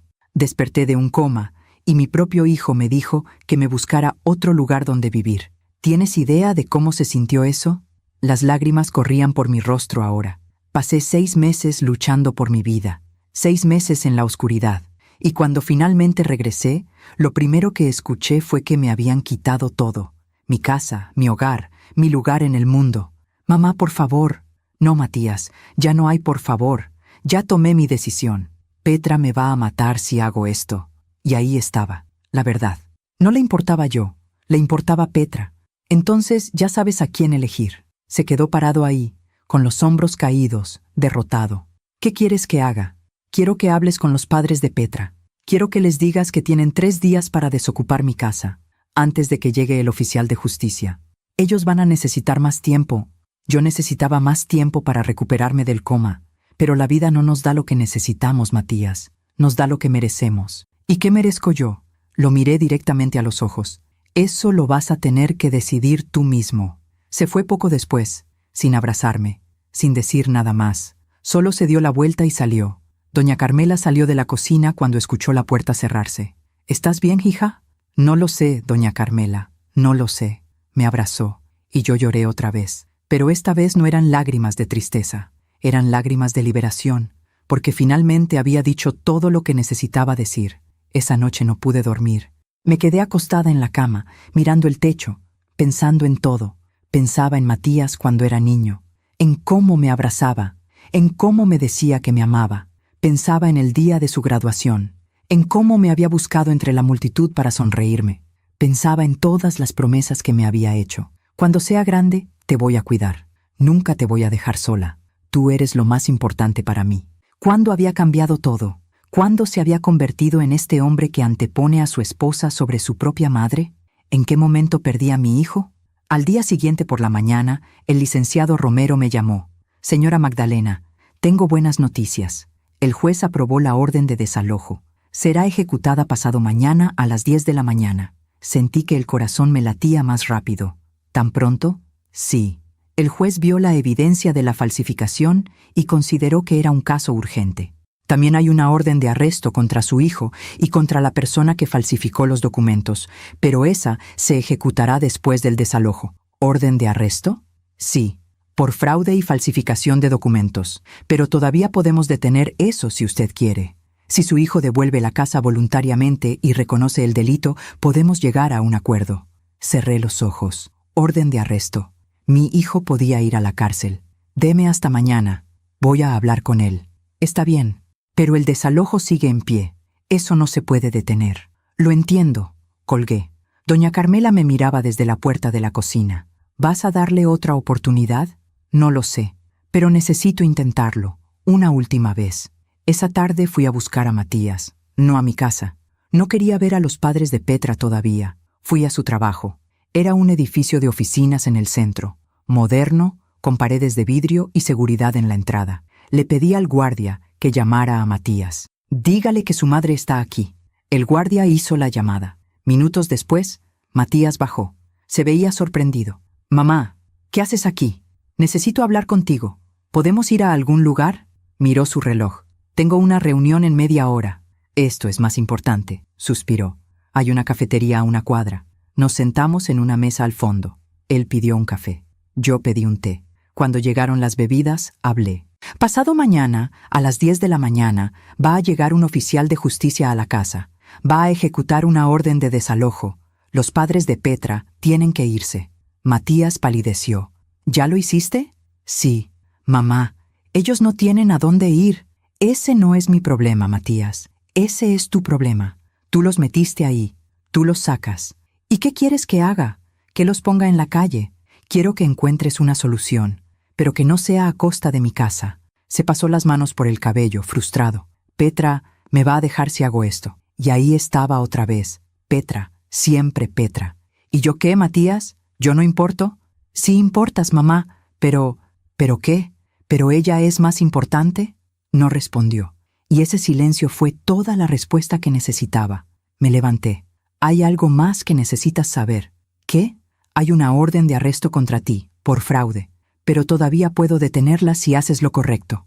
¿Lo correcto? Devuélveme mi casa. Reconoce que cometiste un error y asegúrate de que los padres de Petra se vayan en paz. Haz eso, y yo retiro los cargos criminales. Me miró con los ojos muy abiertos. ¿Me mandarías a la cárcel? No quiero hacerlo, Matías. Eres mi hijo, pero si me obligas, sí, lo haré. No puedo creer que estés diciendo esto. Yo tampoco puedo creer muchas cosas que han pasado, pero aquí estamos. Me di la vuelta para irme. Mamá, espera. Me detuve, pero no me volteé. ¿Qué pasó con nosotros? Su voz sonaba quebrada. ¿Cuándo nos volvimos esto? Me volteé lentamente. Nos volvimos esto cuando dejaste de ser mi hijo y te convertiste solo en el esposo de Petra. Y salí de la cafetería. Esa noche, Matías me llamó. Mamá, hablé con Petra, hablé con sus papás, van a desocupar la casa mañana. Sentí un alivio enorme. ¿De verdad? Sí, no están contentos. Petra está furiosa conmigo, pero van a irse. Gracias, Matías. ¿Vas a retirar los cargos? Si todo sale bien mañana, sí. Está bien. Hubo un silencio largo. Mamá, lo siento. De verdad lo siento. Lo sé. ¿Algún día me vas a perdonar? Cerré los ojos. No lo sé, Matías. Tal vez. Pero eso va a tomar tiempo. Entiendo. Te quiero, mi hijo. Siempre te voy a querer. Pero eso no significa que voy a dejar que me lastimes otra vez. Lo entiendo. Colgamos. Y yo me quedé ahí, sentada en la cama, con el teléfono en la mano, sintiéndome vacía y llena al mismo tiempo. Vacía porque había perdido algo con mi hijo que nunca volvería a ser igual. Llena porque, por primera vez en mucho tiempo, me había defendido. El día del desalojo amaneció gris. Nubes pesadas cubrían el cielo de la Ciudad de México, amenazando con lluvia. El aire estaba húmedo, denso. Me desperté temprano, a las 6 de la mañana, aunque la orden de desalojo era para las 10. No había podido dormir bien. Toda la noche di vueltas en la cama, pensando en lo que iba a pasar. En unas horas volvería a mi casa, pero no sabía en qué estado la encontraría. No sabía qué habían hecho los padres de Petra con mis cosas, con mis muebles, con mis recuerdos. Doña Carmela preparó café y pan dulce para el desayuno. Tienes que comer algo, Magdalena. Va a ser un día largo. Intenté comer, pero la comida se me atoraba en la garganta. No puedo, doña Carmela. Estoy demasiado nerviosa. Lo sé, hija. Pero necesitas fuerzas. Tomé un sorbo de café. Estaba caliente, reconfortante. ¿Quieres que vaya contigo? No, esto es algo que tengo que hacer sola. Ella asintió, comprensiva. Pero si me necesitas, solo llama. Estaré aquí. Gracias. A las 9:30 salí de la casa de doña Carmela. Caminé lentamente hacia mi calle. Mi corazón latía tan fuerte que podía escucharlo en mis oídos. Cuando llegué a la esquina, vi que ya había un coche oficial estacionado frente a mi casa. Era blanco con letras oficiales en el costado. El licenciado Romero estaba parado junto al coche, hablando con un hombre uniformado. Debía ser el oficial de justicia. Cuando me vio, el licenciado vino hacia mí. Señora Magdalena, buenos días. Buenos días, licenciado. ¿Cómo se siente? Nerviosa. Es comprensible. Le presento al oficial Morales. Él es quien va a ejecutar la orden. El oficial era un hombre de unos 40 años, con bigote y expresión seria. Me extendió la mano. Señora Tlapanco, lamento que tenga que pasar por esto. Gracias. ¿Sabe si las personas que ocupan la propiedad están al tanto del desalojo? Mi hijo les avisó ayer. Dijeron que iban a desocupar voluntariamente. Bien, eso facilitará las cosas, pero de todas formas, tengo que ejecutar la orden formalmente. Miré hacia mi casa. Las cortinas estaban cerradas. No había señales de movimiento. ¿Están todavía ahí? Eso vamos a averiguar. A las 10 en punto, el oficial Morales tocó la puerta. Tocó 3 veces, fuerte. Oficial. Oficial de justicia. Abran la puerta. Esperamos. Nada. Volvió a tocar. Tienen una orden de desalojo. Abran la puerta o tendré que forzar la entrada. Finalmente, la puerta se abrió. Don Carlos, el padre de Petra, estaba ahí. Se veía cansado, derrotado. Llevaba una camisa arrugada y pantalones de mezclilla. Ya vamos saliendo, dijo con voz ronca. ¿Están desocupando la propiedad? Sí, solo estamos terminando de empacar. Tienen 30 minutos. Don Carlos asintió y se hizo a un lado. El oficial entró primero. Luego, el licenciado Romero. Y finalmente, yo. Entré a mi propia casa por primera vez en más de medio año. Y lo que vi me rompió el corazón. Todo estaba diferente. Las paredes que yo había pintado de color crema ahora eran blancas. El piso de loseta roja que tanto me había costado poner ahora tenía alfombras encima. La sala, donde había estado mi viejo sofá de tela floreada, ahora tenía ese sillón grande de piel que había visto por la ventana. La mesa de centro de vidrio, una lámpara moderna que no pegaba con nada. En las paredes había fotos de la familia de Petra, fotos que yo no conocía, gente que nunca había visto, como si mi vida, mi historia, hubiera sido borrada. ¿Dónde están mis muebles? Mi voz salió temblorosa. Don Carlos estaba metiendo cosas en una caja. Los guardamos en la bodega del patio. Pensamos que no ibas a volver. La bodega, mis muebles, mis recuerdos, arrinconados en una bodega como basura. Caminé hacia la cocina. Mi mesa de madera, la que yo misma había pintado, había desaparecido. En su lugar había una mesa de vidrio con sillas metálicas. Mi estufa vieja, donde había cocinado miles de comidas para Matías, había sido reemplazada por una estufa nueva, reluciente, Hasta los trastes habían sido cambiados. Ya no estaban mis tazas despotilladas, mis platos de cerámica con flores. Todo era nuevo, moderno, impersonal. «¿Dónde está doña Sofía?», preguntó el oficial. «En la recámara, empacando». Caminé hacia las recámaras. La que había sido mi habitación ahora tenía una cama king size que no reconocí. Las cortinas eran diferentes. El closet estaba lleno de ropa que no era mía. En la recámara de Matías, la que había sido su cuarto de niño, encontré a doña Sofía. Era una mujer de unos 60 años, delgada, con cabello teñido de castaño y aretes de perlas. Estaba doblando ropa y metiéndola en maletas. Cuando me vio, se detuvo. Nos miramos en silencio por un momento. «Señora Magdalena», dijo finalmente. Su voz era fría. No pensé que fuera a volver, pues volví. Matías nos dijo que estaba muy enferma, que probablemente no despertaría. Matías estaba equivocado. Ella volvió a doblar la ropa, con movimientos bruscos. «Esto no es justo. Nosotros no teníamos a dónde ir. Matías nos ofreció esta casa. No hicimos nada malo, excepto vivir en una casa que no era de ustedes, sin mi permiso. Su permiso no era necesario. Estaba en coma. Matías tenía derecho de...» Matías no tenía ningún derecho. «Esta casa es mía, solo mía, y ustedes lo sabían». Ella cerró la maleta con fuerza. «Petra tenía razón sobre usted. Es una mujer egoísta». Esas palabras me golpearon como una bofetada. ¿Egoísta? ¿Por querer recuperar mi propia casa? ¿Por no pensar en su hijo? ¿Por ponerlo en esta posición? Petra está furiosa con él. Su matrimonio está... Si el matrimonio de mi hijo está en problemas, es porque él tomó malas decisiones, no por mí. Usted no entiende. Entiendo perfectamente. Ustedes se aprovecharon de mi enfermedad, y ahora que desperté, están molestos porque tienen que enfrentar las consecuencias. Doña Sofía me miró con ojos llenos de rabia. «Algún día va a estar sola, señora Magdalena, completamente sola, y va a entender lo que es perderlo todo». Sus palabras quedaron flotando en el aire. El oficial Morales apareció en la puerta. «Señora, tiene 20 minutos para terminar de empacar». Doña Sofía tomó sus maletas y salió de la habitación sin mirarme. Yo me quedé ahí, parada en lo que había sido el cuarto de Matías, sintiendo un peso enorme en el pecho. Salí al patio. Necesitaba aire. Necesitaba ver mi limonero. Pero cuando llegué al patio, me detuve en seco. El limonero había sido podado. Severamente podado. Las ramas que antes llegaban hasta el techo de la casa ahora eran muñones cortos. No había limones. No había hojas verdes, solo ramas desnudas, como huesos secos apuntando al cielo gris. «¿Qué le hicieron?», susurré. Don Carlos estaba sacando cajas de la bodega. El árbol estaba creciendo demasiado. Estorbaba. Lo mandamos podar. ¿Estorbaba? Sí. Las ramas llegaban hasta la ventana de la recámara, y los limones caían y ensuciaban el patio. Sentí lágrimas quemando en mis ojos. Ese árbol lo había plantado yo. Con mis propias manos, 25 años atrás, lo había cuidado, lo había regado cada día, había visto crecer cada rama, había cosechado cada limón, y ellos lo habían mutilado como si fuera nada. «Era mi árbol», dije, con voz quebrada. Don Carlos se encogió de hombros. «Volverá a crecer».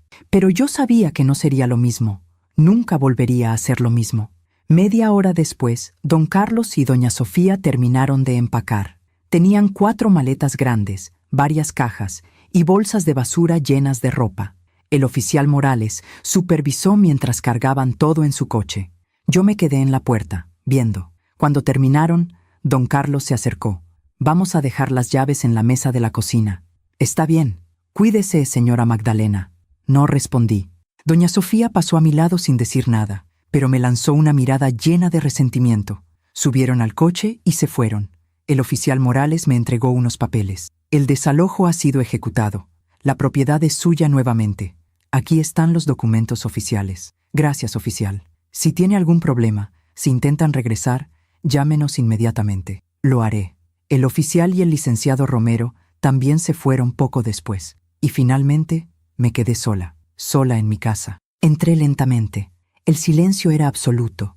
Caminé por la sala, tocando las paredes. Olían diferente, a pintura nueva, a extraños. Fui a la cocina.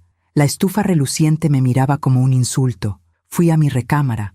La cama enorme ocupaba todo el espacio. Fui al cuarto de Matías. Estaba vacío ahora, solo las marcas en las paredes donde habían colgado cosas. Y finalmente salí al patio.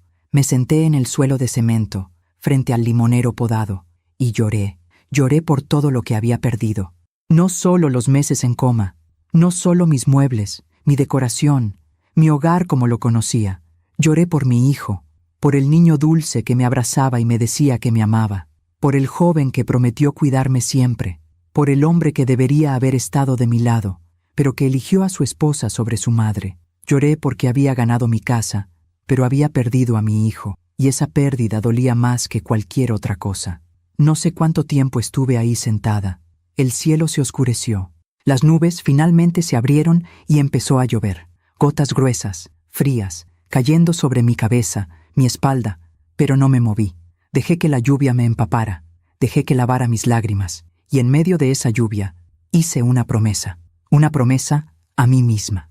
Iba a reconstruir mi casa, iba a devolverle su alma, iba a traer mis muebles de la bodega, iba a quitar esa pintura blanca y devolverle el color crema a las paredes. Iba a cuidar mi limonero hasta que volviera a dar frutos. Y si Matías quería volver a ser parte de mi vida, tendría que ganárselo, porque ya no era la madre que perdonaba todo sin condiciones, ya no era la mujer que se quedaba callada, era Magdalena Tlapanco, y había sobrevivido a cosas peores que esto. Cuando finalmente dejó de llover, me levanté, empapada, con el cuerpo adolorido, pero con la cabeza en alto. Entré a mi casa, fui a la bodega del patio. Ahí estaban mis cosas, amontonadas como basura, mi sofá de tela floreada, mi mesa de madera pintada, mis tazas despotilladas, mis platos de cerámica con flores, todo cubierto de polvo, olvidado, pero todavía ahí. Tomé una de mis tazas, la limpié con la manga de mi blusa, la llevé a la cocina, puse agua a calentar en esa estufa nueva que odiaba, preparé café, y me senté en el piso de la cocina, porque todavía no había traído mi mesa, y tomé ese café en mi taza vieja. Sabía a hogar, a resistencia, a dignidad, y en ese momento supe que iba a estar bien. Tal vez no hoy, tal vez no mañana, pero algún día iba a estar bien. Pasé la primera noche sola en mi casa, no en mi cama. Esa cama enorme que los padres de Petra habían dejado no era mía. No quería dormir ahí. Dormí en el sofá de tela floreada que había sacado de la bodega. Lo limpié lo mejor que pude, le quité el polvo con un trapo húmedo, y ahí me acosté. Era incómodo. Las flores estaban descoloridas, los cojines aplastados después de años de uso, pero era mío. Y esa noche, por primera vez en meses, dormí en paz. Al día siguiente desperté temprano. El sol apenas estaba saliendo cuando abrí los ojos. La luz entraba por las cortinas viejas que también había rescatado de la bodega. Me levanté despacio. Mi cuerpo todavía estaba débil, pero cada día me sentía un poco más fuerte.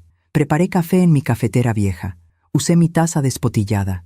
Me senté en mi silla de madera junto a la ventana de la cocina. Y mientras tomaba ese café, mirando el patio donde mi limonero intentaba sobrevivir con sus ramas mutiladas, tomé una decisión. No iba a quedarme en la amargura. No iba a vivir el resto de mi vida recordando lo que me habían quitado. Iba a reconstruir, iba a sanar, iba a perdonar. Pero perdonar no significaba olvidar. Y perdonar no significaba permitir que volviera a pasar. Esa mañana llamé al licenciado Romero. «Buenos días, señora Magdalena. ¿Cómo pasó la noche en su casa?» «Bien, licenciado. Gracias por todo lo que hizo por mí. No tiene que agradecerme. ¿Ya decidió qué va a hacer con los cargos criminales contra su hijo?» Respiré profundo. «Quiero retirarlos». Hubo un silencio. «¿Está segura?» «Sí. Mi hijo cometió un error grave. Pero no quiero que vaya a la cárcel. Quiero que aprenda. Quiero que viva con las consecuencias de sus decisiones, pero no de esa manera. Entiendo. Voy a proceder con el retiro de cargos. Pero, señora Magdalena, tiene que entender que si él vuelve a hacer algo así, no lo hará, porque ya no voy a darle la oportunidad». «¿Qué quiere decir?» «Quiero que prepare un testamento donde quede claro que mi casa, mis bienes, todo lo que tengo, será donado a una fundación de beneficencia cuando yo muera. Mi hijo no va a heredar nada». El licenciado Romero tosió, sorprendido. «Señora, ¿está completamente segura de eso?» «Completamente. Yo trabajé toda mi vida por esta casa. La construí con mi sudor. Y no voy a permitir que alguien que demostró no valorarla se quede con ella cuando yo ya no esté. Entiendo. Voy a preparar los documentos. Gracias, licenciado. Colgué. Y sentí algo extraño en el pecho. No era tristeza, no era rabia, era liberación. Porque finalmente había tomado el control de mi propia vida. Los siguientes días los pasé limpiando. Saqué todos los muebles que los padres de Petra habían dejado. El sillón de piel, la mesa de vidrio, la cama enorme, las lámparas modernas. Los amontoné en el patio, cubiertos con plástico. Matías podía venir a recogerlos cuando quisiera, o podían quedarse ahí hasta que se pudrieran. No me importaba. Poco a poco, fui trayendo mis cosas de la bodega. Mi mesa de madera pintada volvió a la cocina. Mis sillas desparejas, mi estufa vieja. Tuve que pagar a un plomero para que la reconectara, pero valió la pena. En la sala, coloqué mi sofá floreado, mi mesa de centro de madera con quemaduras de tazas calientes, mi lámpara de pie con pantalla de tela amarilla. Colgué mis cortinas viejas, mis cuadros baratos comprados en el tianguis, y lentamente, la casa empezó a parecerse otra vez a lo que había sido, a mi hogar. Una tarde, mientras estaba pintando las paredes de la sala, devolviéndoles ese color crema que tanto me gustaba, alguien tocó la puerta. Era Matías. No lo había visto desde el día del desalojo, hacía ya una semana. Se veía terrible, ojeras profundas, barba sin rasurar, ropa arrugada. «Mamá, Matías». Nos quedamos mirados por un momento. «¿Puedo pasar?». Me hice a un lado. Entró lentamente, mirando alrededor, viendo los cambios, los muebles viejos que había vuelto a colocar, las paredes a medio pintar. «¿Estás arreglando todo?». «Sí, estoy devolviendo la casa a como estaba antes». «Mamá, sobre lo que pasó, no quiero hablar de eso ahora, Matías, pero necesito que sepas que lo siento». «De verdad lo siento». Me di la vuelta para mirarlo. «¿Lo sientes porque estuvo mal? ¿O lo sientes porque te atraparon?». Se quedó callado. «Matías, retiré los cargos criminales. No vas a ir a la cárcel». Sus ojos se iluminaron con alivio. «¿De verdad?». «Sí, pero hay condiciones». «¿Cuáles?». «Primera, nunca vuelves a tomar decisiones sobre mi vida, mis bienes o mi salud sin mi consentimiento explícito. Segunda, si alguna vez vuelvo a estar enferma o incapacitada, hay un documento legal que especifica exactamente quién tiene el poder de decisión sobre mí. Y no eres tú». Lo vi palidecer. «Mamá».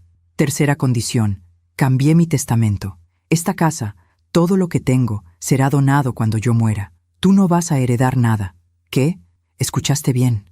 Pero soy tu hijo, soy tu único hijo.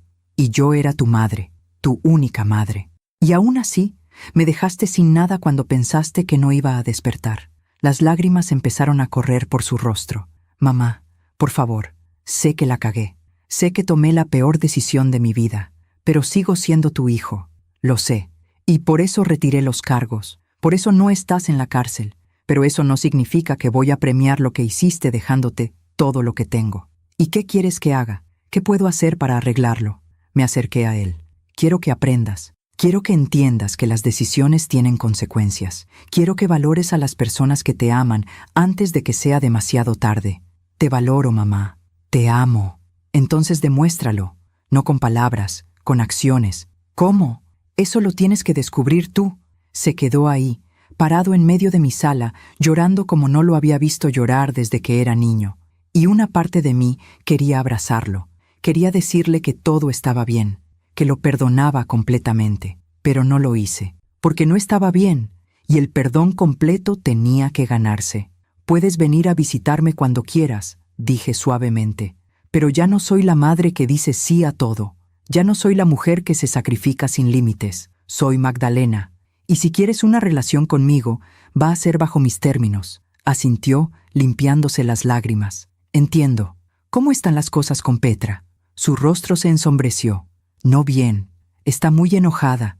Dice que elegí a mi madre sobre ella, que la humillé frente a sus padres». «¿Y qué le dijiste?». Que hice lo correcto, que debía haberlo hecho desde el principio». Sentí algo en mi pecho, algo parecido al orgullo. «¿De verdad le dijiste eso?». «Sí». «Y ella dice que necesita tiempo, que no sabe si puede seguir casada conmigo». «¿Y tú qué quieres?». «No lo sé, mamá.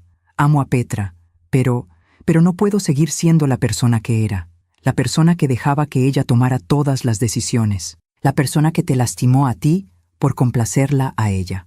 Me senté en mi sofá floreado. Matías, siéntate.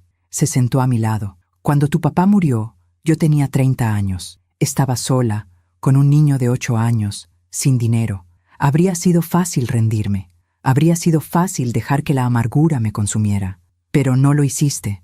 No, porque decidí que iba a ser más fuerte que mis circunstancias. Decidí que iba a construir una vida digna para ti y para mí. Lo miré directamente a los ojos. Ahora tú estás en un momento similar. Tienes que decidir qué tipo de hombre quieres ser. Un hombre que se deja manipular, o un hombre que toma sus propias decisiones, aunque sean difíciles. Y si Petra me deja, entonces no era la persona correcta para ti. Pero la amo. El amor no es suficiente, Matías. También necesitas respeto. Necesitas que tu pareja te valore como persona, no solo como proveedor o como extensión de ella misma. Se quedó en silencio, pensando. ¿Tú amabas a papá? Sonreí tristemente. Mucho, pero lo que más valoro de nuestra relación no fue solo el amor, fue el respeto mutuo, fue que él nunca me pidió que dejara de ser quien era, y yo nunca le pedí eso a él. Petra siempre ha querido cambiarme. Lo sé. ¿Cómo lo sabes? Porque lo vi desde el primer día que la conocí. Vi cómo te miraba, cómo miraba tu ropa, tu coche, tu vida, como si todo necesitara mejorar. ¿Por qué nunca dijiste nada? Porque eras feliz. ¿O pensaba que eras feliz? Y yo quería que fueras feliz. No sé si he sido feliz, mamá. Honestamente, no lo sé. Tomé su mano. Entonces tienes que averiguarlo. Pero hazlo por ti. No por ella. No por mí. Por ti. Asintió. Nos quedamos sentados en silencio por un rato largo. Finalmente, Matías habló. ¿Alguna vez vas a volver a confiar en mí? Pensé en mi respuesta cuidadosamente. No lo sé, hijo.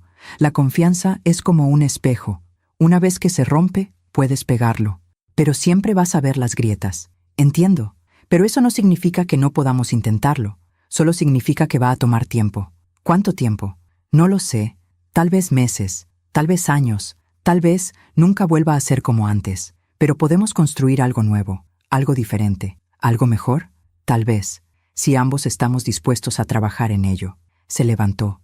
Gracias, mamá. Por no mandarme a la cárcel. Por darme otra oportunidad. Eres mi hijo. Siempre vas a tener oportunidades conmigo, pero ya no vas a tener pases libres. Sonrió débilmente. Entendido. Caminó hacia la puerta. Antes de salir, se volteó. ¿Puedo venir a ayudarte a pintar? Miré las paredes a medio terminar. ¿De verdad quieres? Sí. Me gustaría pasar tiempo contigo, haciendo algo juntos, como antes. Sentí lágrimas en mis ojos, pero las contuve. Ven el sábado, temprano. Voy a preparar café y pan dulce. Su sonrisa se hizo más grande. Ahí estaré. Y se fue. Esa noche me senté en el patio, frente al limonero. Sus ramas todavía estaban desnudas, pero si miraba con cuidado, podía ver pequeños brotes verdes empezando a aparecer. Vida nueva, crecimiento. Después de la poda brutal, el árbol estaba sanando, como yo.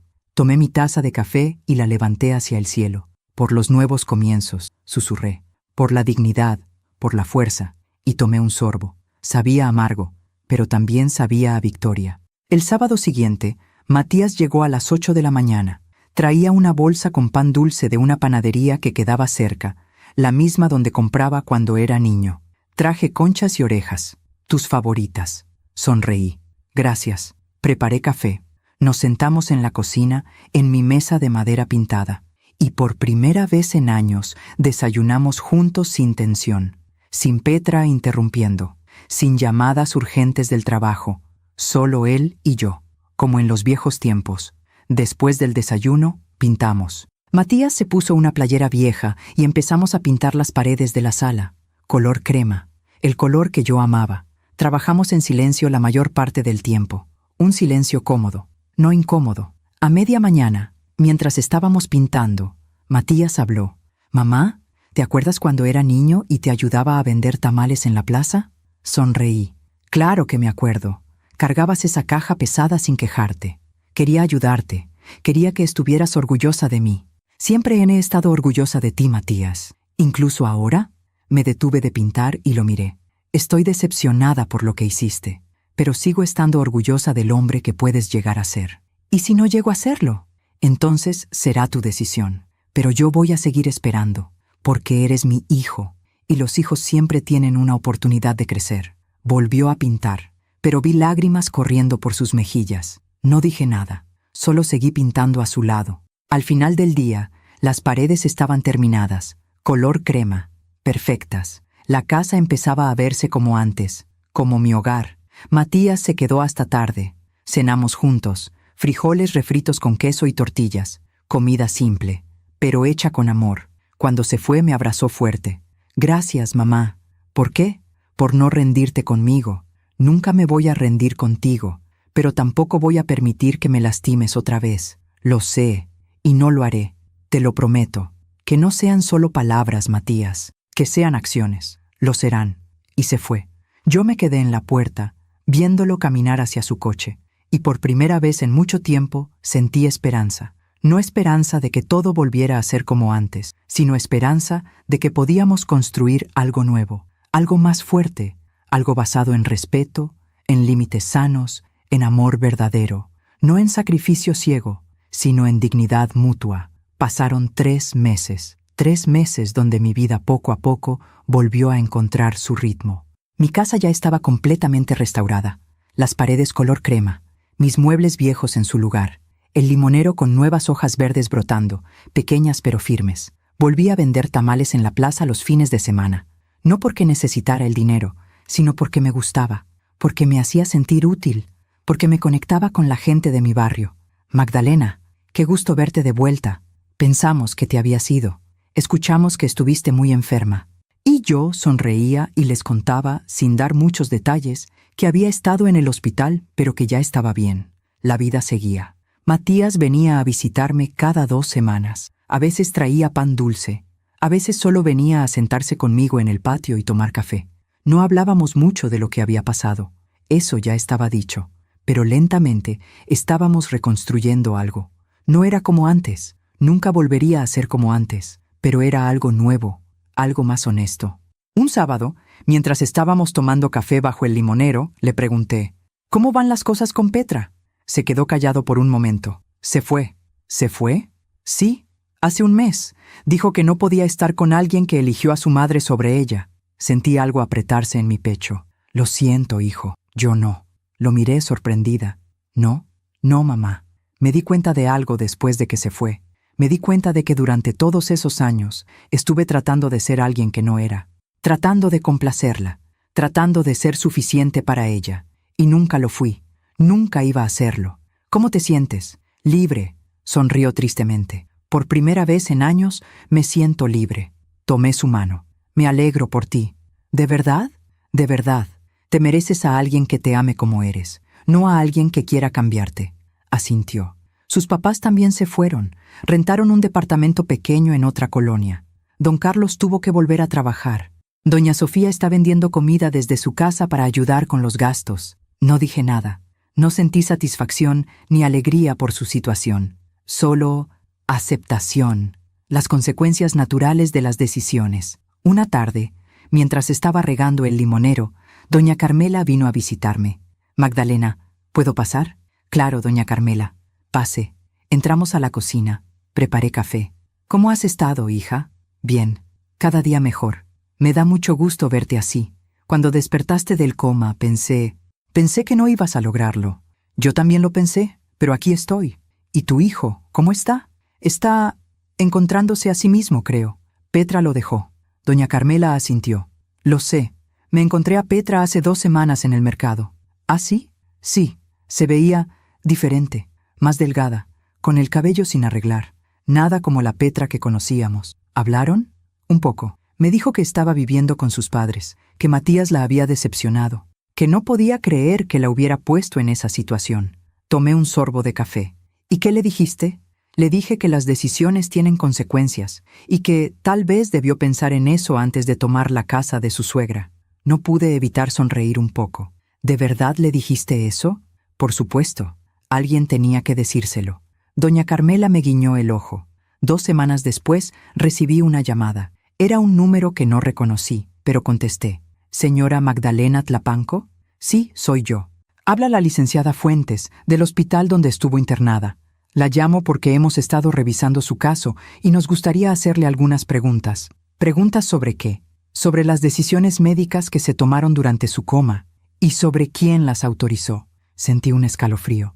¿Qué tipo de decisiones? Bueno, según nuestros registros, su hijo firmó varios documentos autorizando tratamientos y procedimientos. Pero ahora que hemos revisado los archivos, nos dimos cuenta de que algunos de esos documentos tienen irregularidades.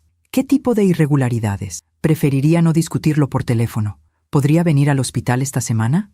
Sí, puedo ir. Perfecto. ¿Le parece bien el jueves a las 2 de la tarde? Sí, ahí estaré. Colgué. ¿Qué más había hecho Matías mientras yo estaba en coma? El jueves fui al hospital. La licenciada Fuentes era una mujer de unos 40 años, seria, con lentes y cabello recogido en un chongo apretado. Me recibió en su oficina. Señora Tlapanco, gracias por venir.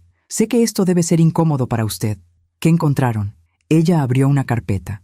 Durante su coma, su hijo autorizó varios tratamientos y procedimientos. Algunos de ellos eran necesarios, pero otros no. ¿Como cuáles? Por ejemplo, autorizó que se suspendieran ciertos tratamientos de rehabilitación temprana, tratamientos que habrían ayudado a prevenir atrofia muscular y que habrían facilitado su recuperación. Sentí que la sangre se me subía a la cabeza. ¿Por qué haría eso? La licenciada me miró con compasión. Según las notas de las enfermeras, su nuera estuvo presionando para que se dejara ir en paz, que no se alargara su sufrimiento innecesariamente. Pero yo no estaba sufriendo. Estaba en coma. Lo sé, y por eso estamos revisando el caso. También encontramos que su hijo trató de acceder a su seguro de vida mientras usted estaba inconsciente. ¿Mi seguro de vida? Sí, usted tiene una póliza pequeña, de $20,000. Su hijo intentó cobrarla, argumentando que usted no tenía posibilidades de recuperación. Pero la aseguradora se negó porque usted todavía estaba viva. Me quedé sin palabras. Matías había intentado cobrar mi seguro, mientras yo luchaba por mi vida. ¿Hay alguna acción legal que quiera tomar?, preguntó la licenciada. Cerré los ojos. No, ya hice lo que tenía que hacer, ya puse límites, pero gracias por informarme. ¿Está segura?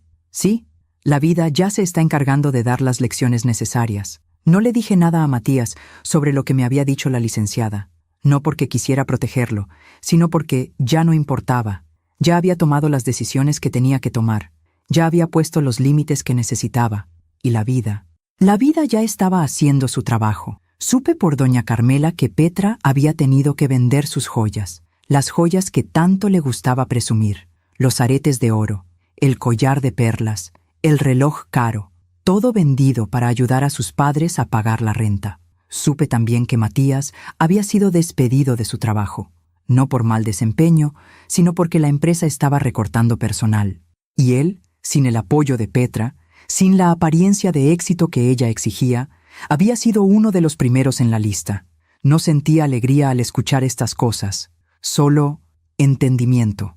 El karma no es venganza. El karma es simplemente la vida respondiendo a nuestras decisiones. Un domingo por la tarde, Matías vino a visitarme.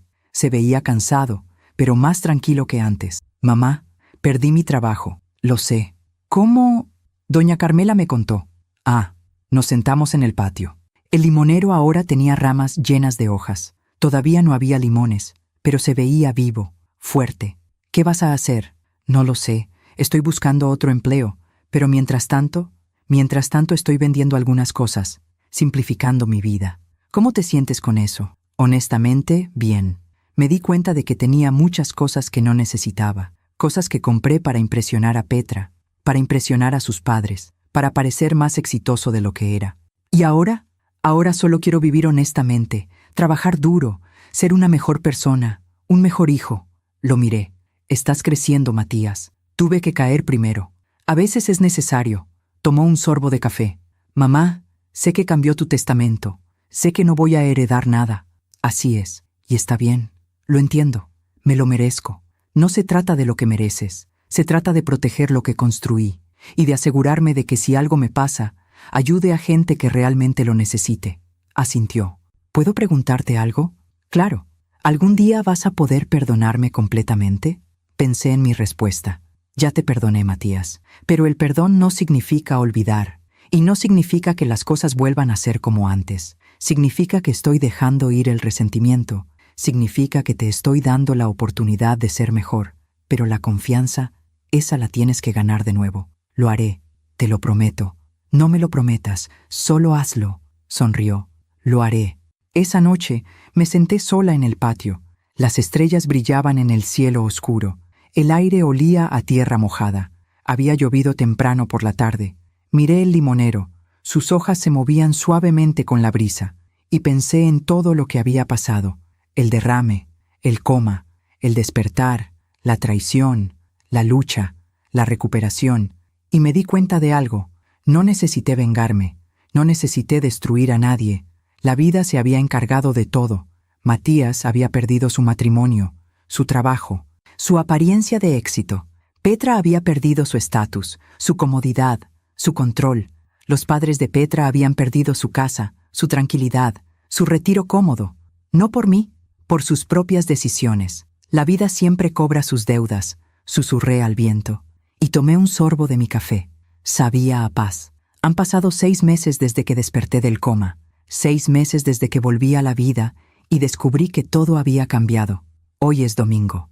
El sol entra por la ventana de mi cocina, iluminando mi taza de café y el plato con pan dulce que compré ayer en la panadería del barrio. Estoy sentada en mi mesa de madera pintada, la misma mesa donde Matías hacía la tarea cuando era niño, la misma mesa donde he tomado miles de cafés a lo largo de mi vida. Afuera, en el patio, mi limonero tiene su primer limón, uno solo, pequeño, verde todavía, pero está ahí.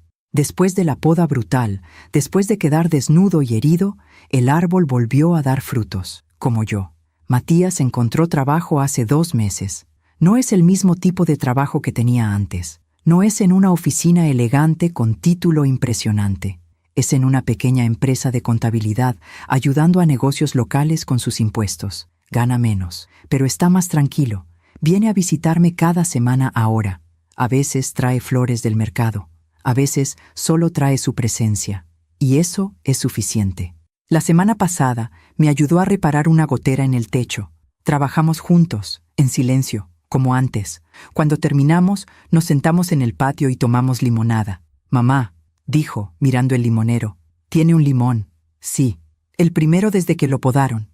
Va a volver a crecer fuerte, como todas las cosas que sobreviven las tormentas. Me miró. ¿Estás hablando del árbol o de ti? Sonreí. De ambos. No he vuelto a saber de Petra. Doña Carmela me dijo que se mudó con sus padres a otra ciudad, lejos de aquí, lejos de los recuerdos. Le deseo lo mejor, de verdad, porque guardar rencor solo envenena al que lo guarda, y yo ya no tengo espacio en mi corazón para veneno.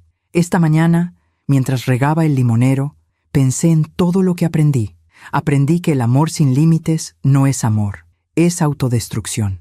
Aprendí que perdonar no significa permitir que te lastimen otra vez. Aprendí que la dignidad es más importante que mantener la paz a cualquier costo. Aprendí que a veces la gente que amas te va a decepcionar y que está bien sentir dolor por eso, pero también está bien seguir adelante.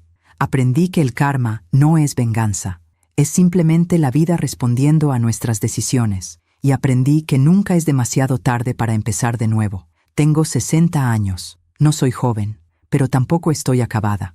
Todavía puedo hacer tamales, todavía puedo pintar paredes, todavía puedo plantar árboles y verlos crecer, todavía puedo vivir. Ayer vino una mujer joven a comprarme tamales en la plaza. Tenía unos 30 años, con un niño pequeño de la mano. Señora, ¿todavía tiene tamales de mole? Sí, mi hija. ¿Cuántos quieres? 6, por favor. Mientras le empacaba los tamales, noté que tenía los ojos rojos, como si hubiera estado llorando. ¿Estás bien? Ella asintió rápidamente. Sí, solo ha sido un día difícil. Le entregué los tamales. La vida es difícil a veces, pero siempre pasa, siempre. Me miró con ojos brillantes. ¿Usted cree? Lo sé, porque yo también he pasado días difíciles, muchos, pero aquí sigo. Sonrió débilmente. Gracias, señora. De nada, hija. Cuídate. Se fue con su niño y yo me quedé pensando. Tal vez esa es mi nueva misión en esta vida. Recordarle a la gente que los días difíciles pasan, que las tormentas terminan, que después de la oscuridad siempre hay luz. Hoy en la tarde, Matías va a venir a comer. Le voy a hacer su platillo favorito, mole con arroz. Vamos a sentarnos en la mesa de la cocina, como antes, y vamos a hablar de cosas simples, de la vida, del futuro. No vamos a hablar del pasado, ese ya está dicho. Vamos a construir algo nuevo, algo basado en respeto, en honestidad, en límites sanos, y tal vez, algún día, volveremos a tener la confianza completa, o tal vez no, pero eso está bien, porque lo importante no es volver a ser como éramos. Lo importante es ser mejores de lo que fuimos. Si estás escuchando esta historia, si llegaste hasta aquí, quiero que sepas algo. No importa qué tan oscuro esté tu día, no importa quién te haya traicionado, no importa qué tan perdido te sientas, siempre hay una salida. Siempre hay una manera de empezar de nuevo.